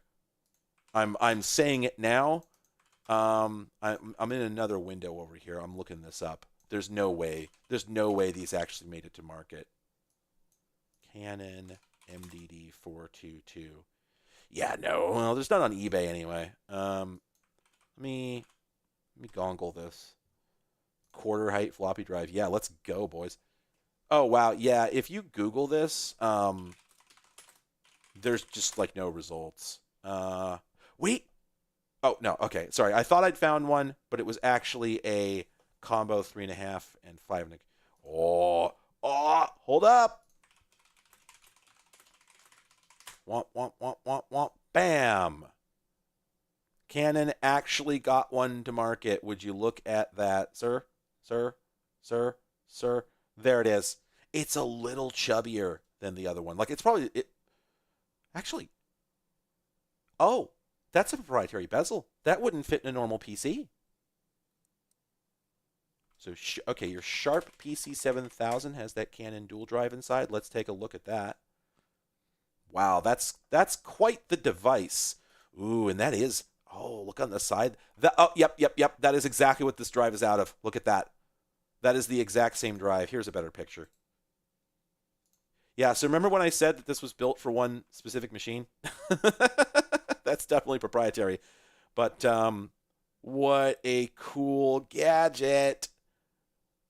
Man, dollars to donuts, this would not work without a at least a recap. You would have to do quite the overhaul on this thing. Ooh, look at the head cover. I've never seen that before. That's so neat. Gee, Billy, how come your drive lets you read two floppies? That's delightful. That's delightful.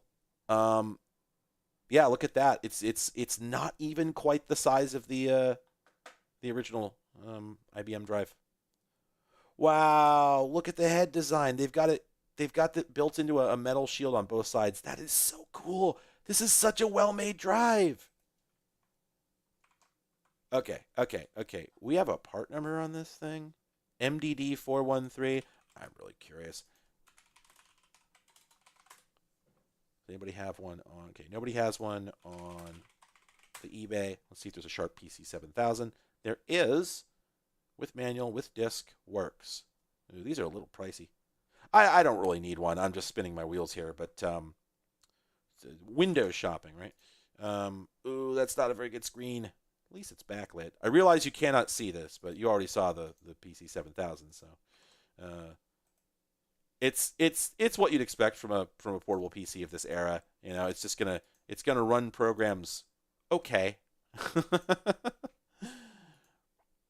think probably has like basic CGA, or at least one version of it does. It looks like there's at least one version that doesn't have the color graphics options. That's probably just MDA. Anyway, it doesn't look like it drives both spindles with one motor. It looks like they have two very flat motors, one on either side.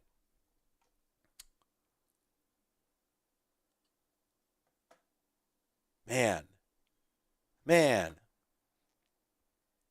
the 5 1/4 inch, 3.5 inch combo drives are a neat idea, but I've never gotten one working. I've only ever been able to get one side working. It never seems to want to cooperate. It's strange. Anyway, so this is interesting, but there we go. This is the real thing we're looking for. There it is. Um, and this is all the way back in, what was it, 82? 82, yeah. So these would definitely have been 360K. And yep, there it is, SA455. Every time I found a 360K drive that's half height, this is what it's been. It's been the SA455. So I think that may have been one of the only ones. Additionally, okay, Shugart had also released a half height 5 1/4 inch that did single or double density recording up to 250 kbytes. What used that? Hmm. Hmm. I remember that being a thing, but now, okay, we're over on world radio history now, and we need to talk about this. If you are looking for information on like electronics in general from the past, worldradiohistory.com is your jam. They have an incredible collection of stuff like this. This is Electronics Magazine, and it is a trade mag. And the beauty of these is that these are advertisements from corporations to corporations. So this is Raytheon telling you that they make cool 4805 comparator chips, right? This is not for the public. This is not for customers. This is for other companies. And so you get to see a lot of the sort of inside baseball. It's one of these cool ass Tektronix general purpose color monitors. Those are neat. Um, let's see. This sort of thing can be a little dense, so we probably won't spend a lot of time on this, but some of it's like general purpose or general interest. You know, yeah, oh, here we go. It's a neat line printer, right? But notice the fact that it can print on super wide paper. That's neat. It also looks. Does it do color, or is that maybe that colored stripe at the top of the page was like pre-printed? Oh yeah, actually, I'm seeing these over here. So I think that's like a sticker they put on there or something like that. Juicy. God, look at all that Tektronix shit. But sometimes, when you can't get action out west, come east to Cherry for custom ICs. Oh, this is catty. This is cattiness. This is them not specifically naming a competitor that they're dunking on. Oh, this is so good. Real computers don't eat 8-bit data. Oh, wait a minute. They're talking about. Oh, okay. They're talking about selling 8088 base systems with a full 16-bit um, bus. But hang on a second. The 8088 was 8-bit. What are you talking about here? Like the 8086 was the one with the 16-bit bus. Well, whatever. Anyway. Um, wait, what else do we have here? There's an article here about Microsoft. What is it talking about? Not so humble typewriter profits Xerox's jet. Wait, not not so humble typewriter profits Xerox Xerox's Jackson. What? Profits. Can, can you process? Anybody else parse this? Someone throw me a parse over here, please. I'm having trouble. What? So, okay. Okay, so a not so humble typewriter brings profit to Jackson who works for Xerox. Is that what we're taking away here? But profits is a transitive verb? That I don't I don't know that I've ever seen that. Like one can profit and one profits from, but one doesn't use profit. I don't like that. Yeah, like that is what it says, but I don't think anybody's ever used the word profits that way. Anyway, yeah. So Jim Town took over as president of Microsoft Corp last summer. I've never heard of this.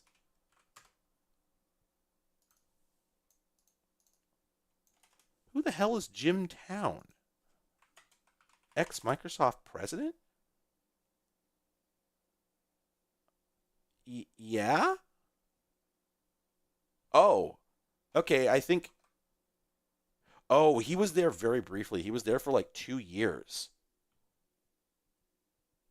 Huh. This is the first time I've ever heard of this fellow. And I guess I'm hearing why. Yeah, because it looks like he lasted from like mid 81 to mid 83. Okay, yeah, okay. Apparently, he just got in a fight with Bill Gates and bailed. Yeah, the whole point was he was gonna do the executive stuff while Bill Gates focused on marketing, and just didn't work out. Well, that explains why I've never heard of him. But huh, huh, sure, okay, whatever. Again, it turns out that reading things is a quite a it's something you can do with your time, and you never know what it's gonna produce. You can't really call relays. Oh, okay. I love reading magazines with only half the spread. There's so many. Hang on, hang on. Let me get the. I found another picture in another magazine that I should share with you.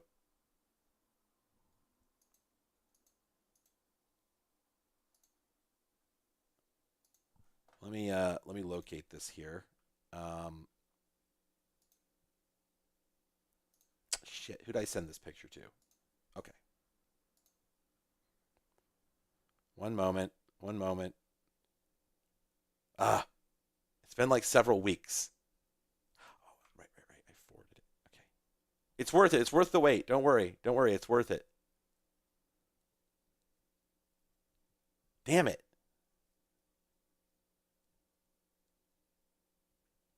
Ah, where's the picture? The picture was so funny.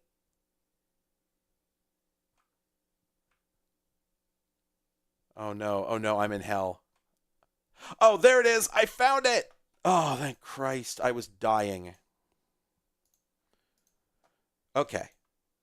Wait, where'd it go? I just saved it. Okay, here it is. Here it is. Yeah. I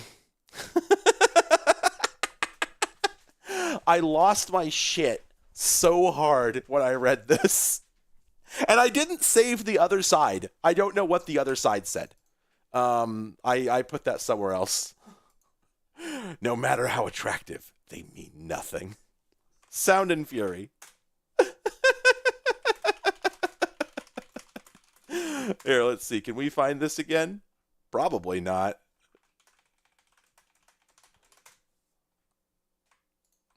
Yeah, there it is. Wait. This did not take me to the correct page. There we go. There we go. No matter how attractive the individual features, they mean nothing if you can't connect. Sorry, let me bonk. Um, this was the whole thing. So it's not actually as weird as it looks, but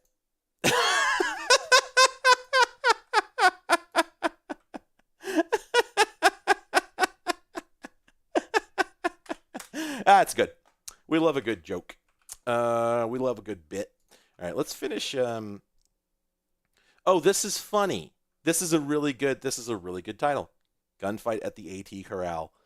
Yeah. So this. All right. So this is talking about This answers a question that I had hoped to answer in the last video, but didn't quite run to ground. I wish I'd found this one.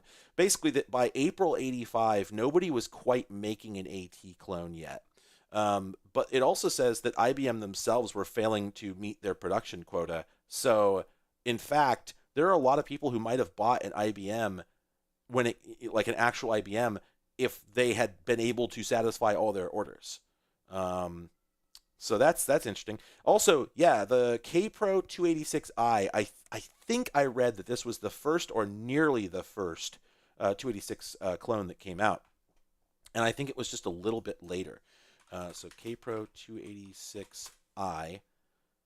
Here we go. That's March, and okay. So that I'm sorry. Was this April that we were just looking at? Oh well, unfortunately, I think I lost that page.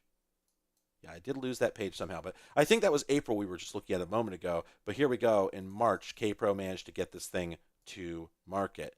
And the question is, did it have... Here we go. Um, oh, they screwed up. I think they screwed up um, I think they screwed up the article here. This says that, yeah, two 1.2 megabyte hard disk drives. Okay, obviously they meant floppy disk drive. All right, I thought I misread that at first. This thing didn't. Did this thing not have a hard drive at all? Is that what they're saying? Gosh. Ah, here we go. KPro does not plan to offer a 20 megabyte hard disk drive and is undecided about offering one. The third party vendors can take care of providing one. Oh, there's a belief that KPro's customers prefer to wait to see how the Xenix market matures. Wow. Oh, okay. I'm missing a part of a paragraph here. Okay, yes, they just finished talking about the hard drive. So they were just like, "No, we don't want to do the hard drive thing." But yeah, it appears that they did offer it, I think only with 1.2 meg drives. So that suggests that uh, by the time the AT happened at all, um, I don't think anybody was interested in shipping one with 360K drives, and I suspect that we're not going to find any examples of that because I think it just would have been, it would have been really counterproductive. Like, because think about this: as soon as the AT came out, anybody who started making software that was specific to it would have shipped it on the 1.2 meg disks. So not being able to read those on your AT clone would have been devastating, right? Another interesting thing. Oh, no, okay, I just reread this paragraph. I read something different earlier, but KPro has also consolidated its stable of 8-bit CP/M portable computers, which are still expected to account for 80% of the firm's sales in 1985. Huh. Okay. I'm going to be real with you. I thought CP/M was dead and buried by 85. I didn't think it survived much past like 83. Um, Give me one second.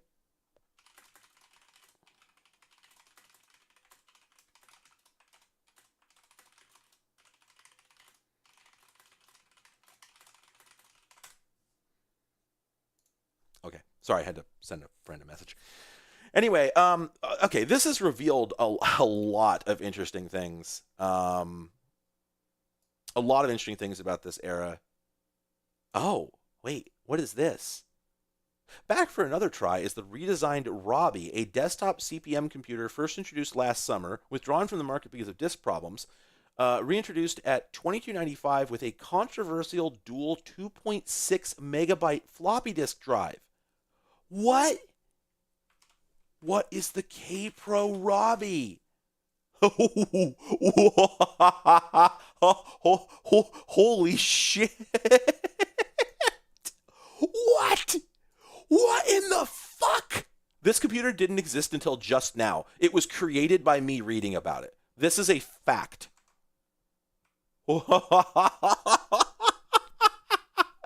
Get out of here!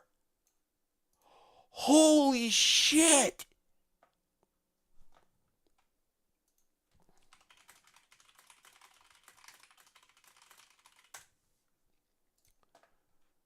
this is so fake. This is a fake computer. This is not real.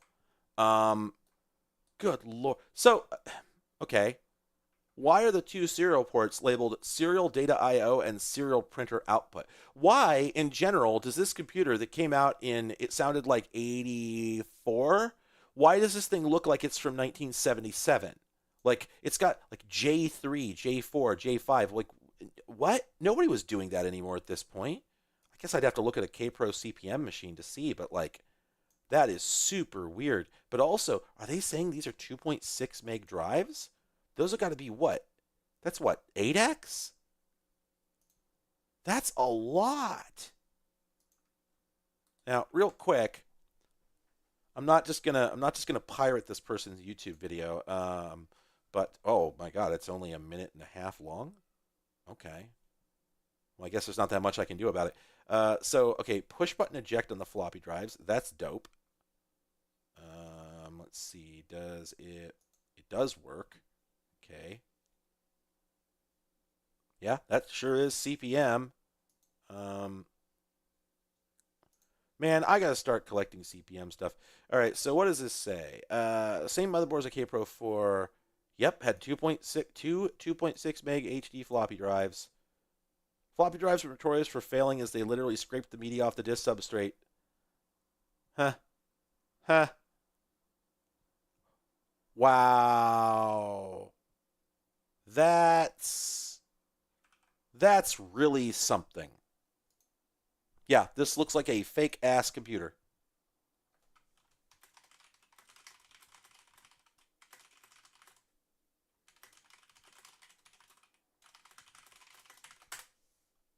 One moment.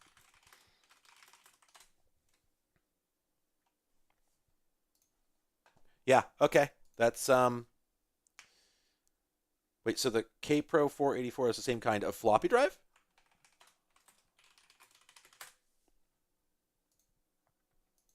God, I just got rid of my Apple II.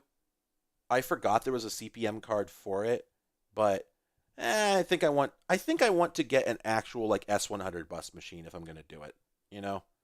Um yeah, the screen enclosure must be that wide because of the drives, right? Got to be. Um so yeah, let me dig around a little bit. Here. God damn it.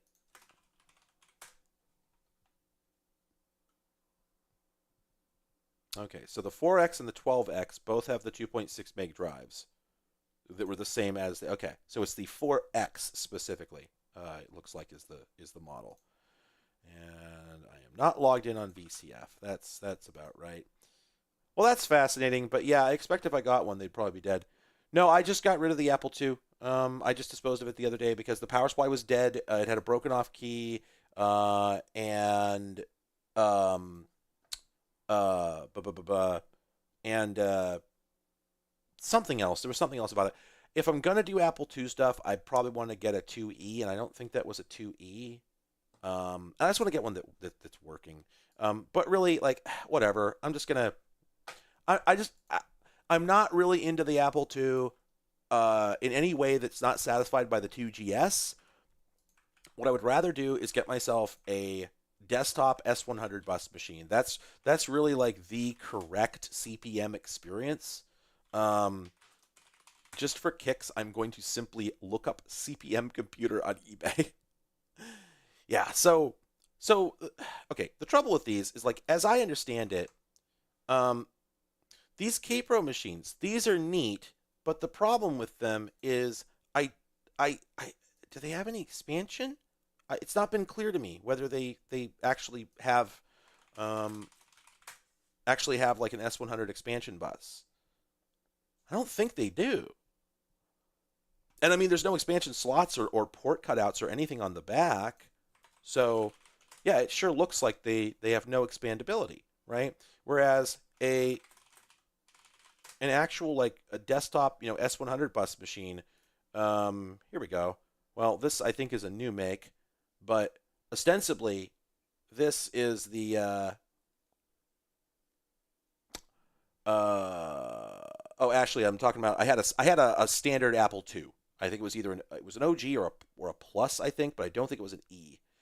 Um, but as I understand it, like the bulk of the CPM experience was supposed to happen on machines like this, where you had a backplane, um, and then a bunch of plug-in cards. I think this is what is that? It's not an IMSI, is it? Or Altair? Is that? You see, again, I'm really not. I am really not up to speed on these things. Okay, yeah, so that's the Altair 8800, and I think from what I understand that like S100 is S100, and so like any one of these, anything like this can house components for a CPM machine of any complexity. RC 2014. Let me take a look. Oh, that's not big. That's the opposite of big. What the small? I guess that makes sense. Oh, that is tempting. Now, that's not S100, right? So I don't think you could use any extant S100 cards. Not that I even know where to get any. Runs basics. It runs CPM? It does run CPM. Well, I I can't think of a reason not to have one of these. This seems like the jam. Where do I get one? I guess I could build it. Let me see if somebody sells one pre-assembled. Well, not on eBay.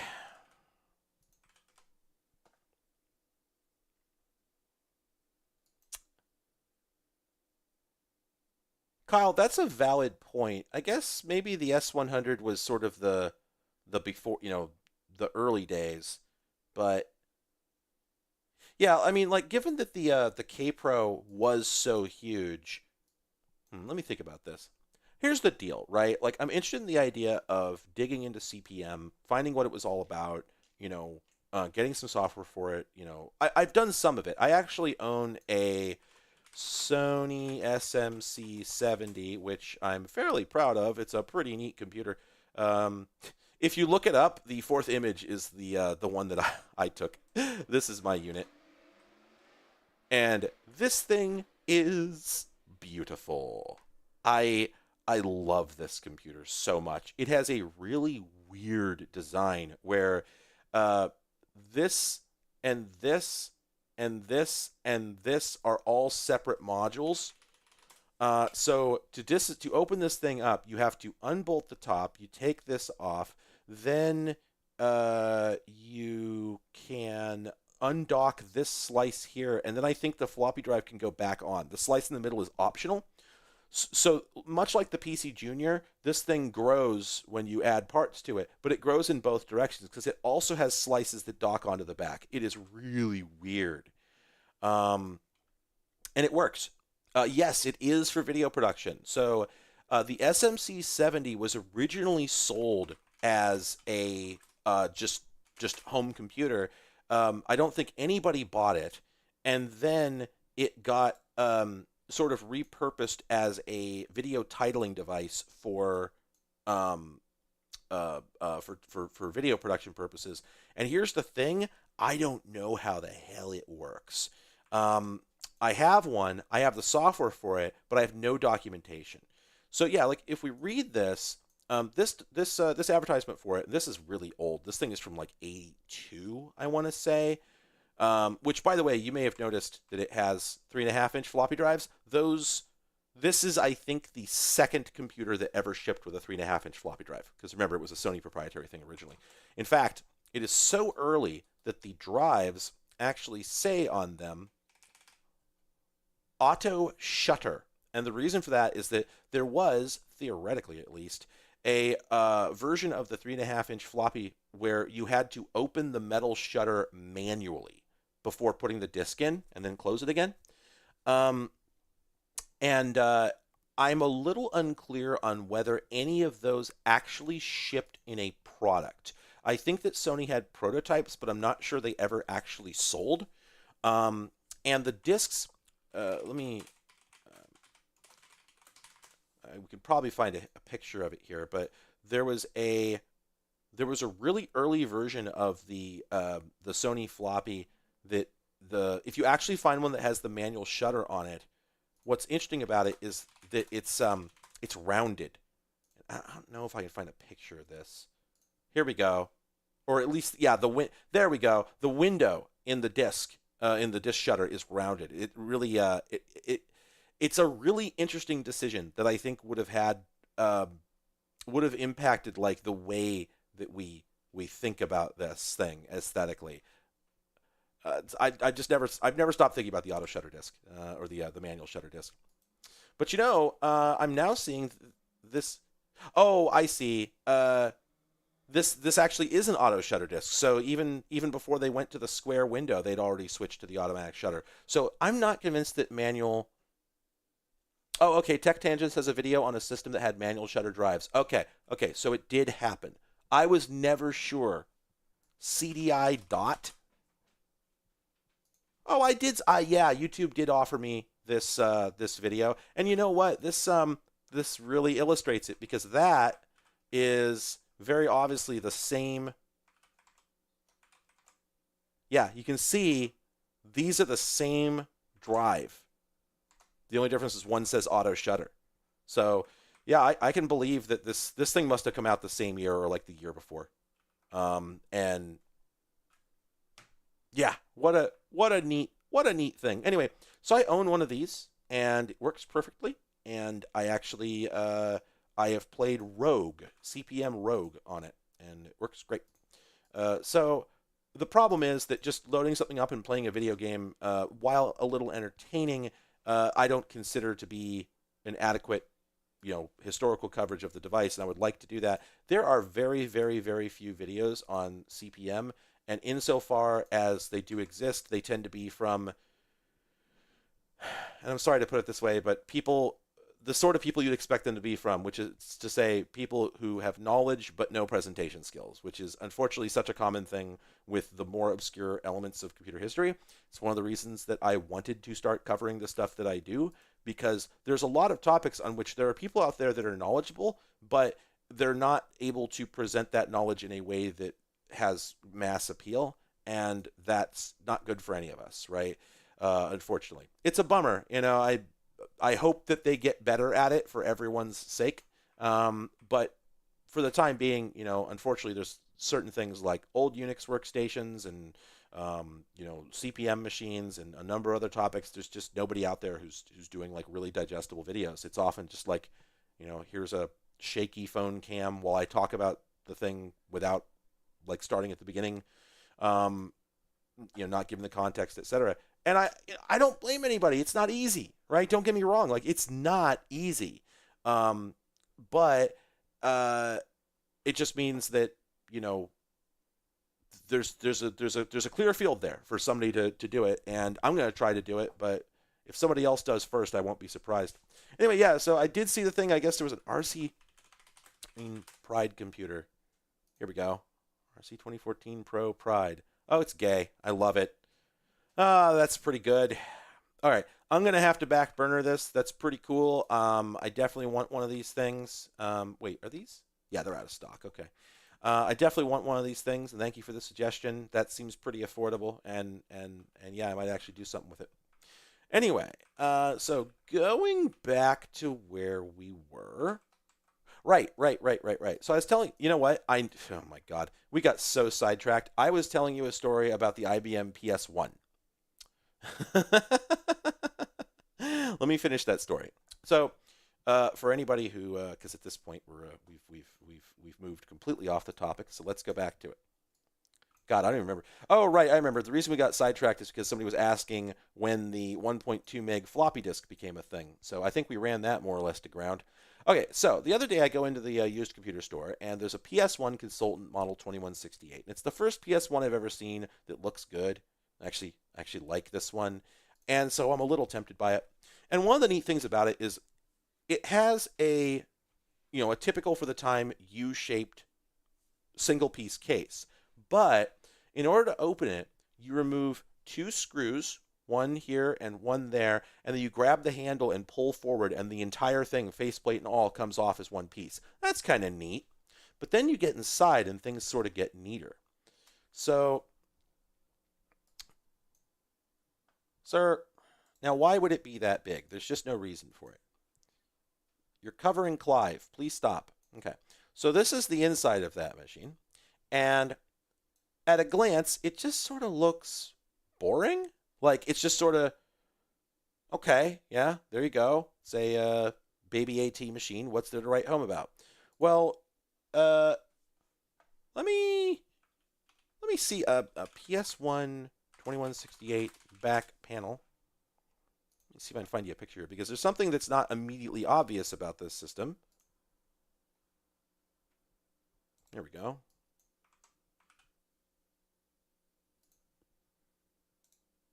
There we go. There we go.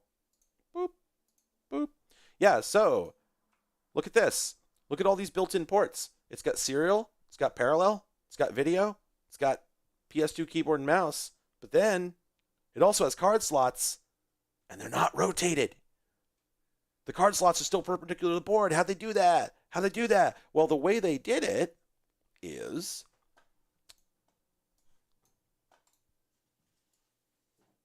here we go.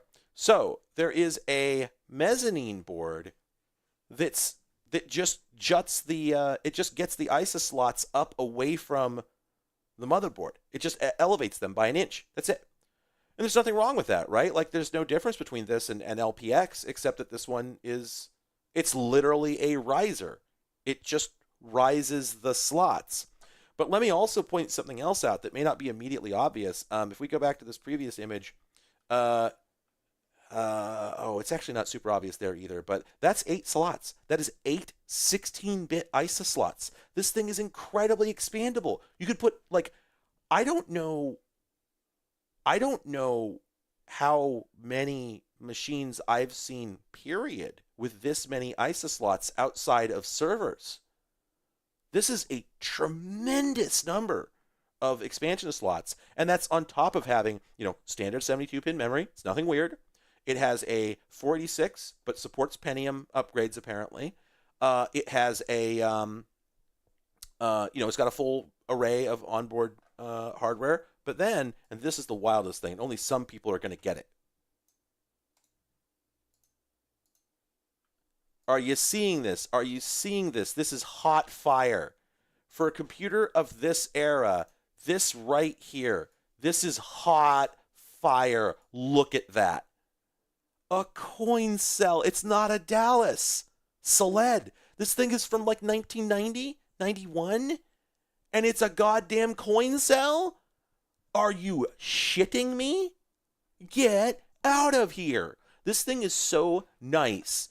Yeah, it's based as hell. It's goated. This thing is so nice that I am tempted to do something I never do and just do an old computer profile. Yeah, it's not a Varda. It's not a Varda. Wah! How in the hell? Yeah, it's wild. It's wild. Now, let's just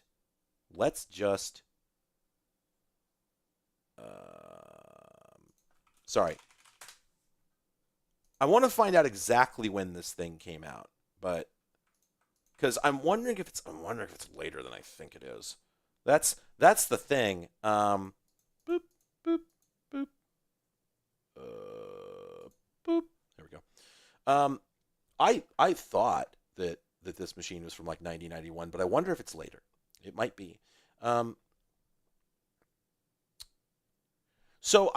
question, why did so many machines use Dallas chips? I think a lot of it had to do with the fact that it was a single component. I think that might be part of it. That instead of using instead of using a separate clock chip and battery, why not just buy it as one part? That's one fewer part. It takes up less space, So that could be it. So here, this guy has one of the uglier consultants, but he says this one is from 1993, and it looks like it's got similar specs. So I'm kind of wondering if I'm kind of wondering if that's what's going on there. Okay. So, all right.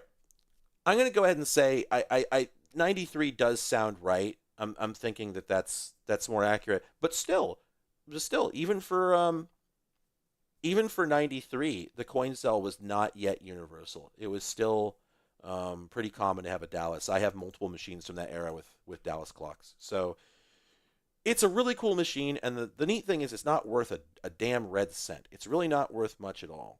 So I'm inclined to say that um, this machine might actually be an interesting addition. Not even necessarily an interesting addition to my collection. More just like something I would get to do a video on and then get rid of. Um, just because I don't know. It's just like I've been sort of having this weird experience of like realizing that IBM was a bit less stupid than I thought they were, which has been kind of unsettling. Um, they were definitely dumbasses, but what's weird is that in between the screw ups, they actually did make some shockingly good decisions. So, well, yeah, I mean the Dallas was a direct, it was meant for this purpose. You plugged it straight into the ISA bus, but like I think the same was true for any other discrete RTC, and they'd been using those with Varda batteries for eons. So I don't know. I think it's just one of those things where it seems obvious once you do it, but until you do it, it doesn't seem obvious. All right, let's continue reading. We've been doing a lot. We've been doing a lot of talking. Um, oh shit! No, no, that's a lie. That's a lie. We're not done talking because I have other pictures. Here's one. That PS1 turned out to have been lived in, and I love this. You don't see this all that often with old computers. Having worked in eCycle, I have turned on thousands of computers, and the overwhelming majority just say main system games. Like that's it. To fire one up and to find all of this is pretty cool. It's pretty cool. Um, oh, add note. I can't speak for sure for the capacitor situation overall, but I can tell you I did turn the machine on and ran it for like 45 minutes. Didn't have any problems. So, yeah, this computer actually got used. I love it. The hard drive even had the recovery image on it. So, you need to write that out and reload the thing. Okay, here's a couple other miscellaneous images from the computer store. This is something that maybe everybody but me knew, but nobody told me, and I'm super mad about it. Did you know that DDR4 isn't flat on the bottom? This makes me so goddamn angry. Y'all see this? Y'all see this? Doop, boop. I had no idea. Nobody told me that DDR4 is bumpy. DDR4 bump. It has bump. It has bump. I have handled a lot of DDR4. Not a lot, but I've handled some DDR4. I have never noticed this. I'm so angry. Yeah, and I assume it's to make those new slots that only have the moving tab on one side easier to operate. But, bah, yeah, okay. I'm not the only person who didn't know this. Daria knew it. I was so mad at her because I told her there's no way she knew this. This wasn't true until just now. DDR5 stick. Is this also true for DDR? Probably. Why? Yeah, it is. Womp womp. Yep.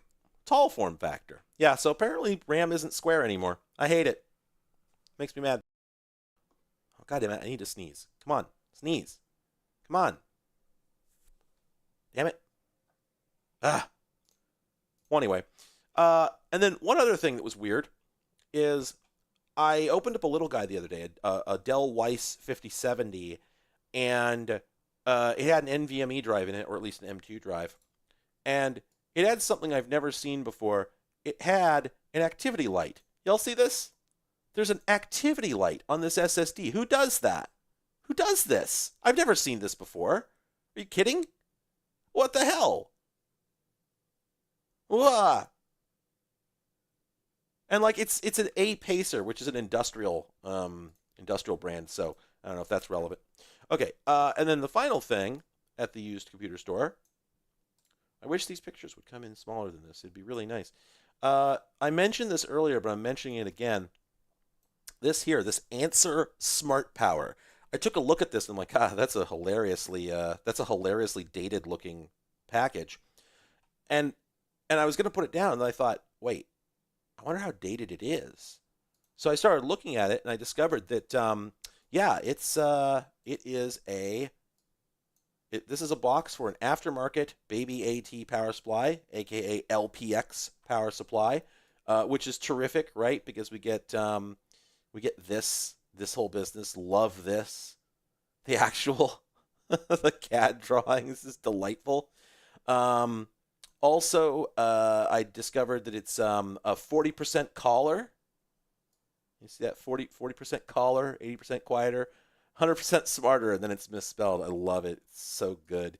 This thing actually had it actually had a fan speed controller on it, so that was neat, right? But then we flip this around to the side. We find two interesting things. First, PS2 size. This thing's got to be from like 96, 97.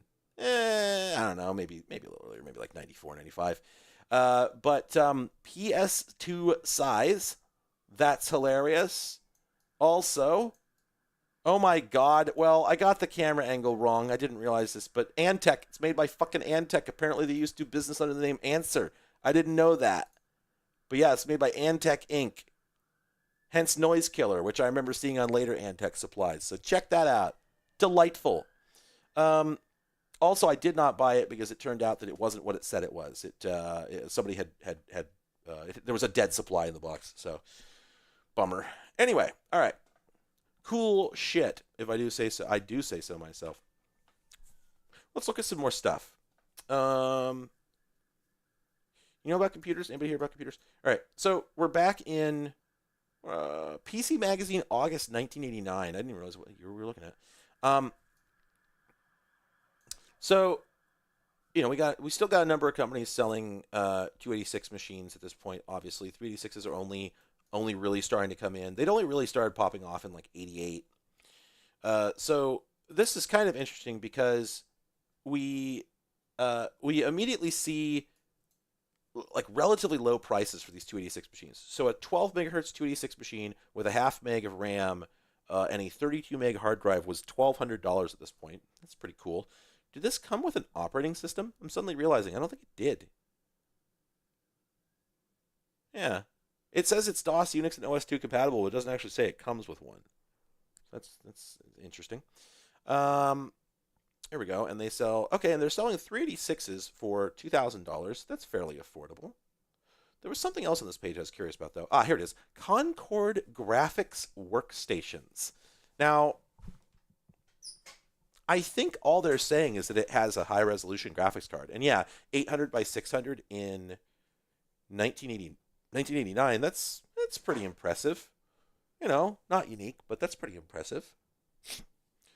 Oh, zero weight state. Thank you for asking about that. I realized I didn't explain that earlier. So, if I understand correctly, and I might not, but I believe I remember how this works. In the original IBM PC AT, when it first came out, IBM used memory that was not up to the timing requirements of the CPU. So while the CPU was rated at a given speed, it effectively couldn't achieve that speed because every time it went to hit memory, it had to hit the memory and then wait a cycle or two before the memory was ready to send back the data. And so if I remember correctly, some machines were rated at like one wait state, two wait state, and that told you just how slow they were. But by this point, if you were selling a 286 that didn't have zero wait state memory, which was basically just memory that was fast enough to serve the CPU as fast as it needed, then you were just ripping people off.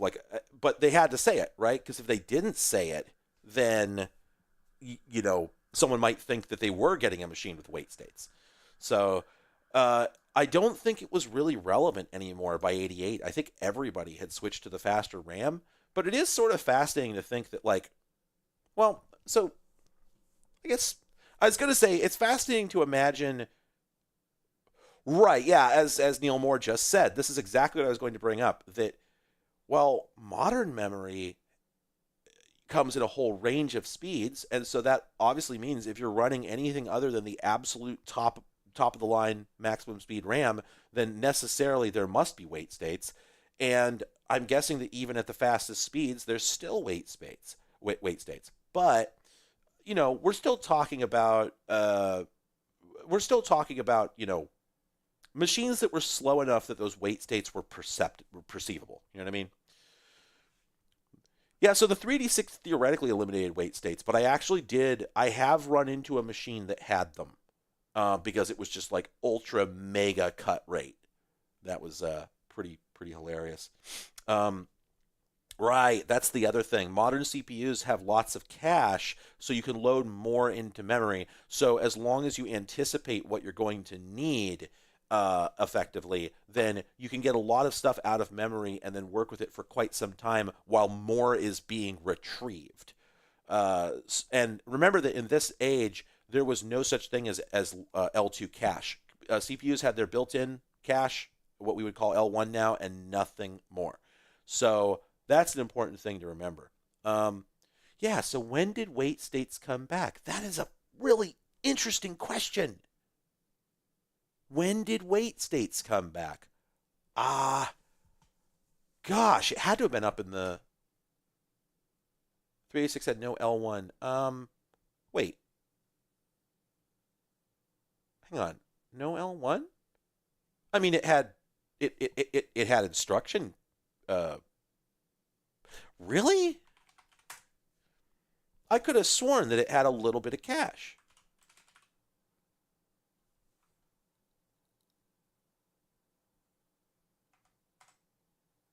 Huh. Well, fuck me. Oh yeah, apparently IBM made a variation that had it. Um. Oh, and that Cyrix. No, wait. Are we on the 46 or 386 page? We're on the 386 page. Yeah. So there were variations that had it. Okay. Well, fuck me. I did not know that.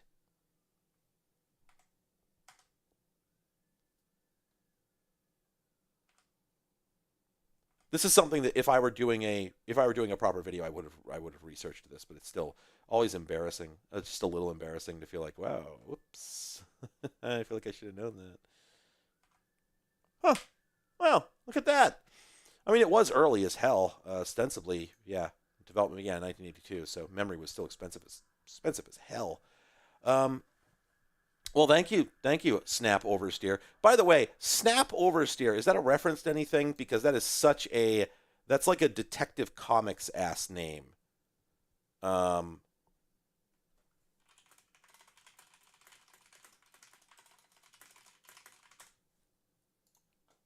God, what is the name of that? Hang on a second. Try to remember the name of. I read through a whole bunch of early Detective Comics issues, and I'm trying to remember who was the. Oh, Slam Bradley. That's right.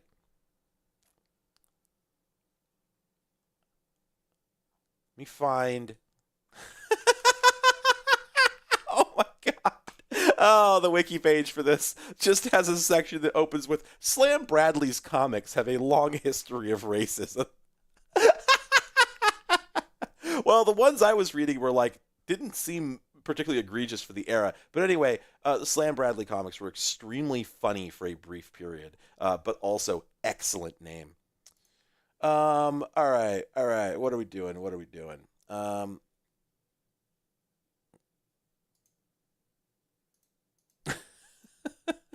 Known for their racism. Ah, the 30s. What a great time. All right, what are we looking for here? What are we looking for here? Shit. Was I going to bring something else up with regards to? That's true. Yeah, Snap Oversteer is very much a one of the many names of David Ryder. Slam Beef Chest. We put our faith in Dirk Hard Cheese. Uh, why has IBM waited to introduce a graphics card with built-in graphics primitives? I always try to read the letters sections, but I could never get myself to go through them. They seem so dry and like not authoritative about anything. It's also kind of amazing how PC Magazine is like consumed by ads for individual clones. And so like every other page ends up being a clone with that's like you wonder how did competition even work at this time? Because they like so many of these machines are just goddamn nearly identical. I do love that this one advertises explicitly a Phoenix BIOS. I understand why they call that out, but still. Um, okay, also I'll give you this for 2000. Oh, sorry, $2,000. The other machine I was looking at earlier that had a. Oh wait, no, hang on. No. Okay, so it's a 20 megahertz 386 with 1 meg of RAM for $2,000. The machine I looked at a minute ago was a 12 megahertz 286 with half a meg of RAM for $1,200. Oh, here we go. Okay, but yeah, they're 3D. Okay, so there's $1,000 jump to get to the next price. Okay, that makes sense. I thought they were closer together. Never mind. Wow, wait, did that really say $90 to add DOS? Was that true? Oh my God, yeah. GW Basic slash MS DOS add $89. Really? Wait, what was the MSRP for DOS? Was that PC DOS or was it MS DOS, right? MS DOS for MSRP. Let's see. Oh, okay. Well, IBM DOS was $150 for a new license, so we can imagine it was similar. Huh?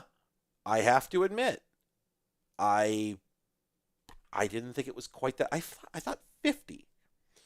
And yeah, DOS 4 was the busted one, right? That was the one that had problems. Right. Base system, no HDD, no video. Yeah. That's fair. 200-watt power supply. It's sort of spicy for the era. You could get it with a 1.4 meg, 3.5 inch drive. Okay, so we're at that point. Also, oh right, somebody earlier said, "What's the first machine with a turbo button?" Do we see turbo buttons yet? Interesting question because this one does say 8386-20 20/8 megahertz. We can assume that that means there's a turbo option. The question is it a button or it probably is. Is it a button or is it like a key combo? This looks like the design where there might have been a button there, but I can only see one for sure, and it looks like it's probably a reset button, which is another interesting thing worth bringing up. Well, I don't know if it's worth bringing up per se, but the uh, the reset button is a relatively recent thing on PCs. If you go back and look at Turbo XTs, relatively few of them have reset buttons. It doesn't really show up. Yeah, like so this guy here, this is a laser, and yep, no reset button.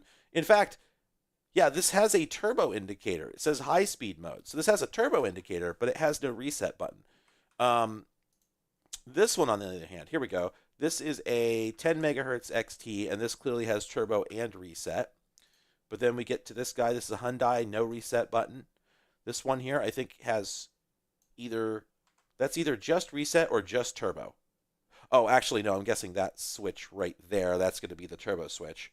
So, yeah, no, reset didn't start at ATX for sure. It goes back before that, but it's certainly not a universal thing. We're getting a lot of like really late model XTs here, to be honest. I could tell you anything that's using this style of case with the cutout right there for the buttons, those are all post AT. So these don't really count. These are from probably well into like 87, 88. And for that matter, if we take a look at the PCAT, that one also did not have a reset button. IBM's procedure for resetting your computer was to press Control-Alt-Delete. And if that didn't work, then it was because your computer was hung and you were just supposed to reboot it or you're just supposed to reach back and hit the power switch, right? That was considered an exception scenario. So for the longest time, I thought that these were buttons, but they're not. They're just labels for LEDs. So you've got a power light and a hard drive light, and that's it. And of course, there's no turbo on the original AT. It's just locked at what is it, 12 megahertz or whatever. But as far as a reset switch, there were actually aftermarket add-ons that people got that put a reset switch in one of the card slots on the back. I've seen a number of those, but yeah, at this point in time, you just had to turn the whole damn computer off, which is interesting because there were a number of like 8-bit computers that had reset buttons built in. It wasn't universal by any means, but there were certainly some. These machines all clearly have reset, red button there, red button there, red button there, but this is an 88, and I think that was pretty common by this point.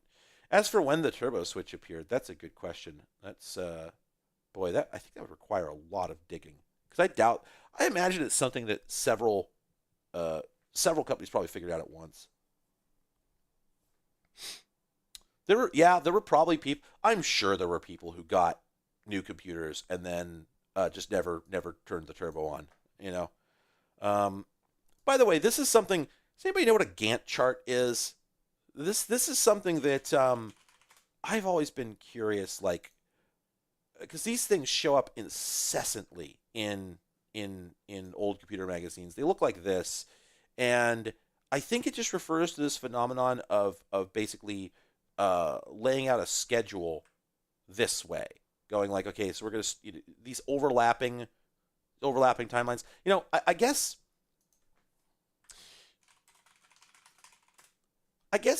I guess Wikipedia uses these a lot now that I think about it. If we go down here, did I skip it? I probably skipped it. I think I saw it up there. No, here we go. This here is essentially a Gantt chart. It's not being used for the same purpose, but it's the same concept, right? Showing you, you know, uh, uh, time frames, overlapping time frames. Um, hmm, never thought about that. Okay, so that explains things. I was curious. The question I was going to ask is, does anybody care about these anymore? Because in okay, Gantt chart, so task dependencies. Oh, okay, that's what this is about. That's what all these lines are about. They're showing certain things have to happen before those certain things. Okay.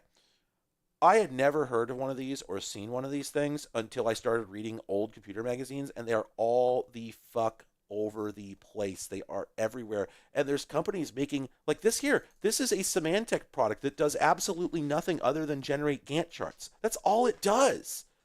Like, like there were like project managers who lived entirely inside this one program. You know,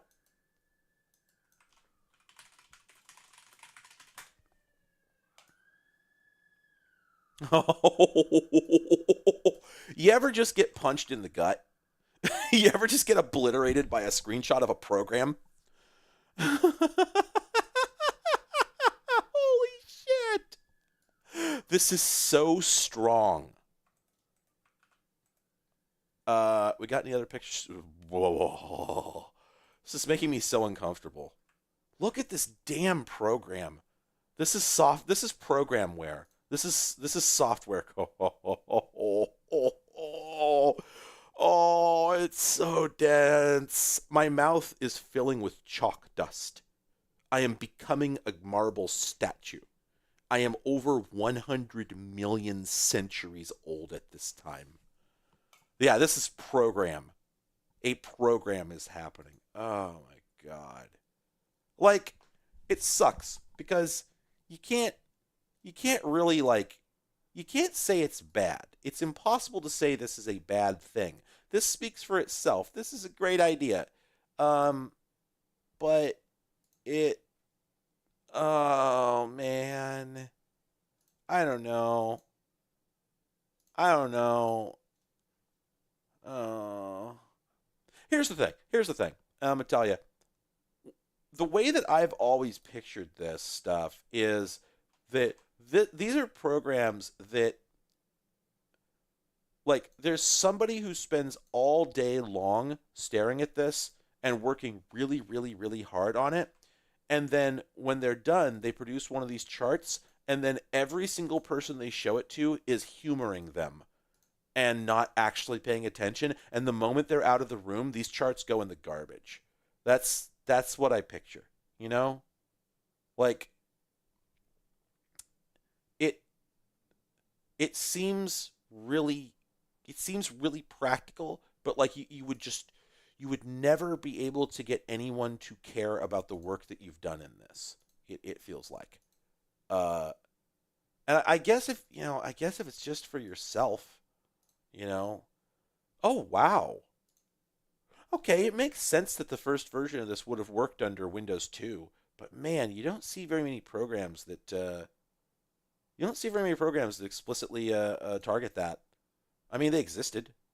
Um, oh, this is one of those programs that actually you didn't have to have Windows to use it. It came with a Windows runtime that was just there to run this one program. Neato.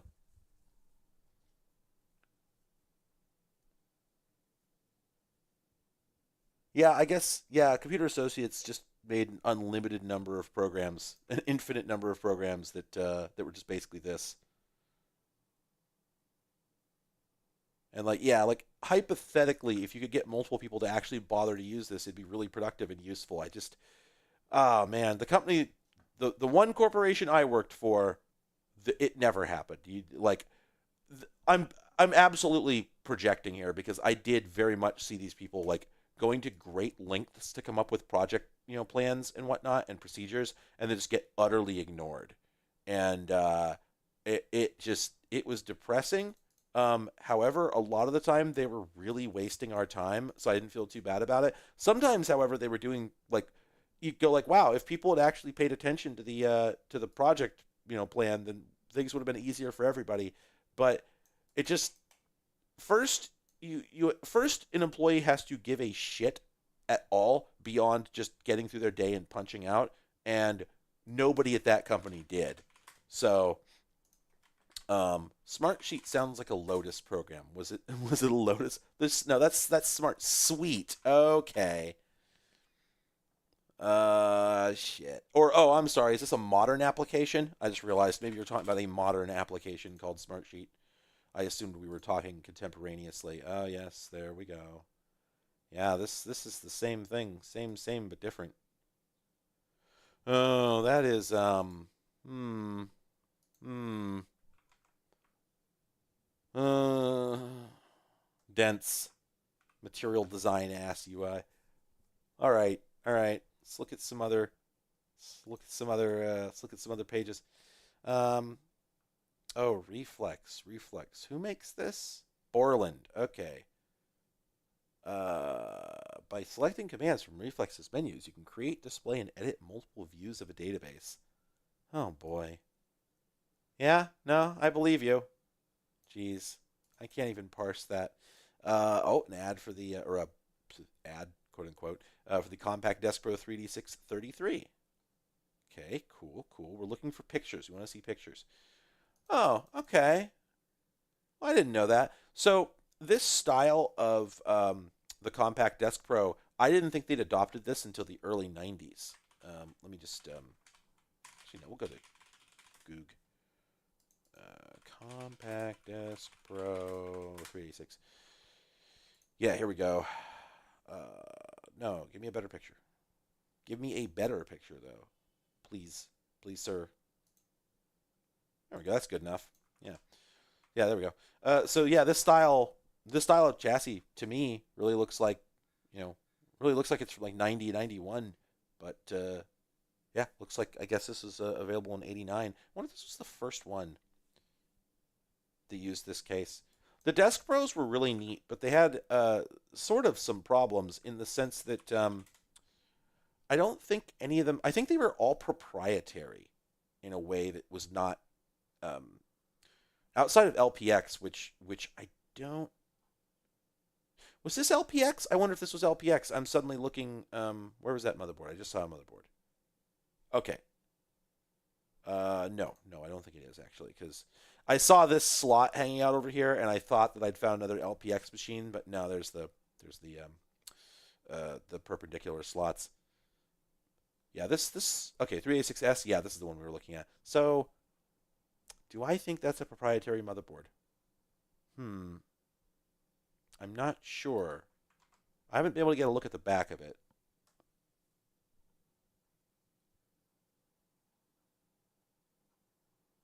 I would like to see the back of it, sir.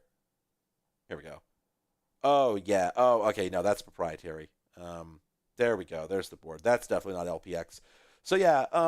pretty much all the Compaq Desk Pro 386s were proprietary. I don't know about Compaq's earlier machines, but even like this one here, this is the first 386 that ever got sold. They beat IBM to market by like 6 months to a year. I don't remember. This one is deeply proprietary. Um, Everything about it is. It's a neat machine, but I wouldn't want to. I wouldn't really want to have one because like if the motherboard does die, like it's just toast. You're not going to get another motherboard for it. Um, Anyway, so yeah, so they'd adopted this new design, and also, holy shit, $18,000. Wow. Well, I mean, this was the fastest computer you could buy of any kind as a consumer. You just couldn't do better than this.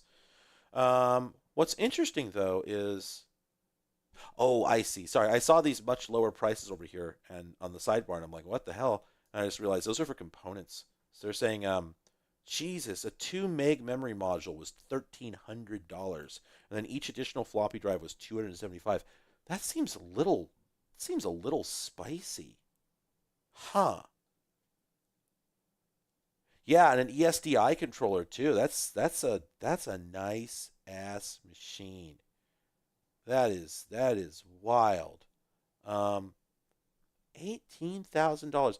Okay, so how many years before it was obsolete? Well, that depends how you define it, right? Because um, 1989, you could absolutely have used this machine until 1994 comfortably. So there's your answer, like 4 or 5 years. Because um, the the first time that you really needed a 486 would have been Windows 95. Like you can run 95 on a 386, but it's a pretty unpleasant experience. You really wanted to have a 486 of some stripe for that purpose. And yeah, there were definitely a lot of people using worse computers in 1984.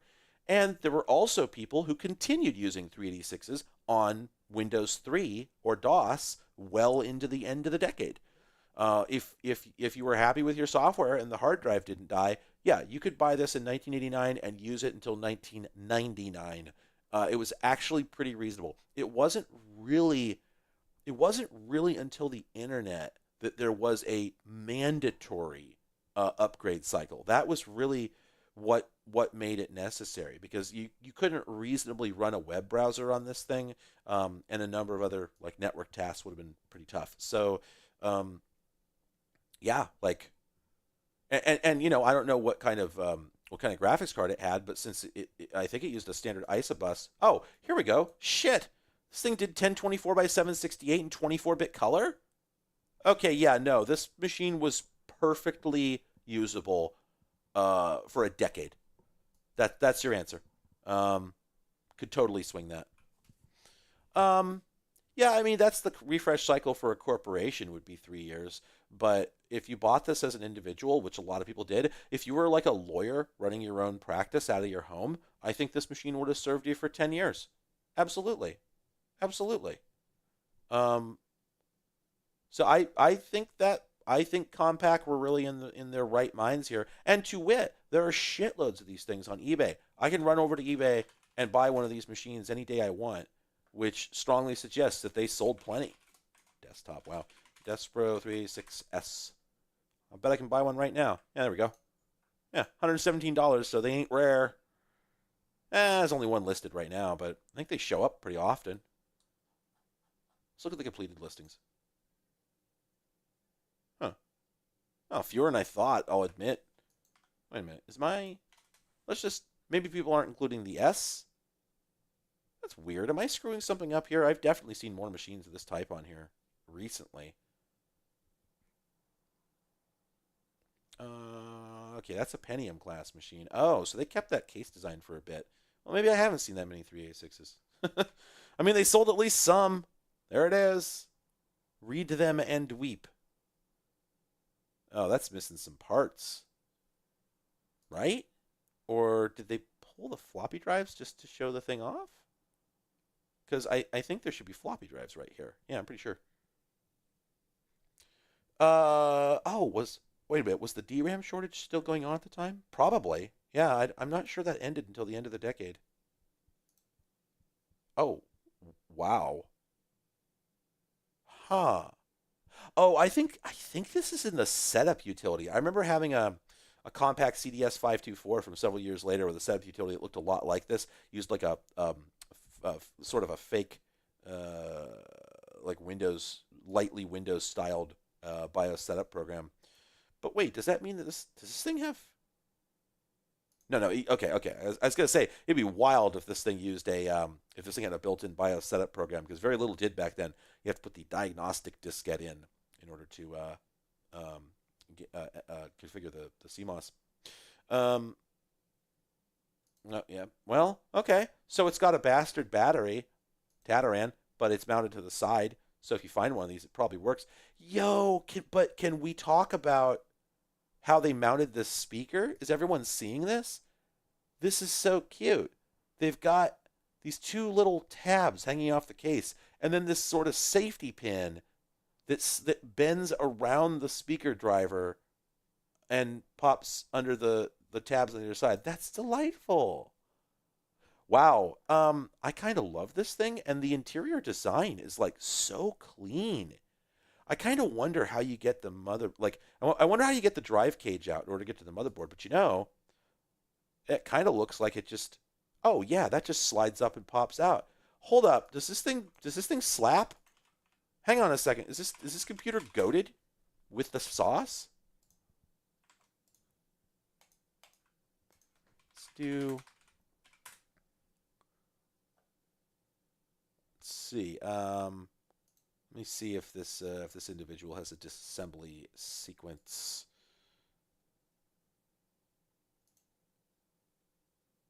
Let's see. Hardware games characters. Okay, we're coming up on 5:30 here. I need to be out by 6, so I'm gonna be wrapping up pretty soon. Um, okay, unfortunately, it looks like this individual does not have very good camera angles in their video. But either way, it looks like the thing is pretty pleasant to work on. I'm guessing this drive cage. I'm guessing this thing just pops out, and then you install the drives in it, and then you tilt it back into place. That's pretty cool. The biggest complaint I'm seeing, and this is so common for compacts, is the power supply. We can only just barely see it, but I'm pretty sure that's the power supply over there, and it's a completely proprietary one. So that's the biggest issue you're going to run into, really. Um, yeah, if that power supply dies, you are SOL. You are up a shit creek. That's a bummer. But man, what a neat computer. $18,000. Man. Oh yeah, no, Compaq weren't the only one doing separate setup programs. In fact, everybody was doing it. If you had a PC clone prior to I want to say like 1993 or 4, you couldn't press delete to get into CMOS on startup. Hey, Level 90 Druid. No, I got your email. I just haven't had time to look at it. Sorry. I've been busy since yesterday. Anyway, right, yeah, so that's a pretty cool computer. How far did we get into this magazine? 4 pages? 38 pages. Okay, that's not too bad. Um, yeah, I was momentarily worried before I started the stream that this would not be a good topic, but unsurprisingly it was. We knew that, though. Let's see. Presentation graphics software. Intel above board plus. Now, this is interesting. Okay. So earlier we saw that a 2 megabyte RAM expansion for that Desk Pro 3D6 was I think over $2,000. Wait, no, or was that $1,200? Shit, I think I got my digits off. I thought it was like $1,800, but no, I think it was $1,200, right?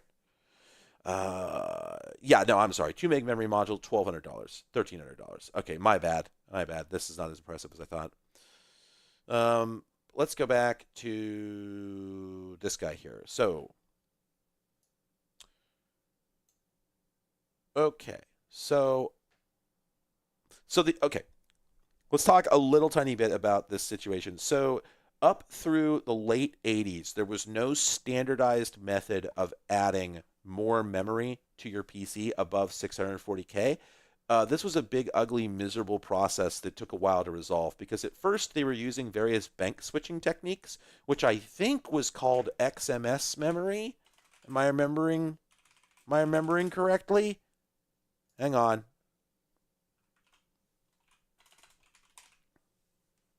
I believe yes. Yes. Yes. Yeah. Yeah. So there was XMS. Sorry, let me figure this out. Okay, so EMS was the bank switched one. XMS was the later better one. Um so and I'm also trying to remember.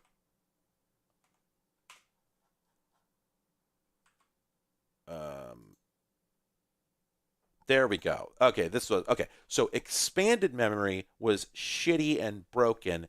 There were a whole bunch of different approaches to it. The what Wikipedia says was the most widely used variant, I'm inclined to agree with that, is the thing called EMS, which was developed by Lotus, Intel, and Microsoft, and so you did sometimes see it referred to as this says LIM EMS, but what I usually see is just companies like in magazines they'll just write the expanded memory technique promoted by Lotus. They'll always describe it like that. So EMS was a way to bodge expanded memory into computers without there being like proper support for it. Um, and XMS was like the more formally implemented way of doing that. That I think, yeah, that's the thing that uses high-mem.sys. I'm trying to remember, did that work on 286s or was it did it require the 386? No, it worked in the 286's protected mode as well. So anyway, the important thing is that uh, at the time that this came out, uh, I think, if I remember correctly, that part of the reason this was relevant is because using EMS worked with real mode applications, right? I think that's what it was. And that meant that you didn't need protected mode software to take advantage of it. Now, of course, your individual protected mode apps were still limited to 640K because they didn't know how to ask the EMS card to do the bank switching. But what you could do was load your TSRs, your drivers, into expanded memory and then let your actual programs run in real in your base memory. I think that's largely how it. I think that was a big part of the benefit.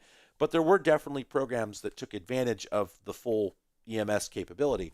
So the Intel Above board was one of the big names in the field. I actually own two of these. I think I got a 286 machine that I think had two of these, and this is one of the many cards you could use to add EMS to your machine. There were actually programs, I think Windows 2.0, when you install it, it actually asks what type of EMS board you have. And so you actually have to know that information.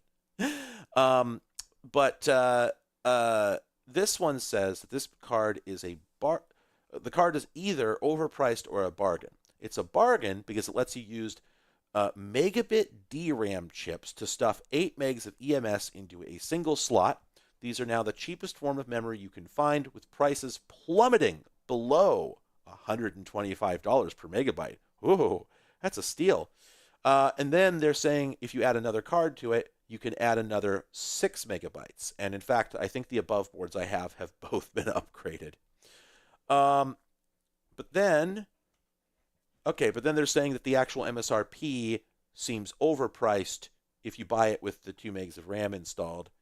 Yes, they're saying to get the full 6 megs, you got to pay like $2,500. Okay. I didn't know that. Oh, shit. Okay, I'm being told that I need to bail because there's people coming over, and I think they're going to be here any moment now. So, all right, we'll probably do this again. Shit, we might do this tomorrow. I don't know what's going on tomorrow, so maybe we'll do this tomorrow. Thank you, everybody. It's been a great time. Thank you for reading books. You will receive your coupon for your personal pan pizza as you leave the restaurant. No jostling. Have a good night, everyone. Shout-outs to Germany. Shout-outs to Fairlight. Shout-outs to Razer 1911.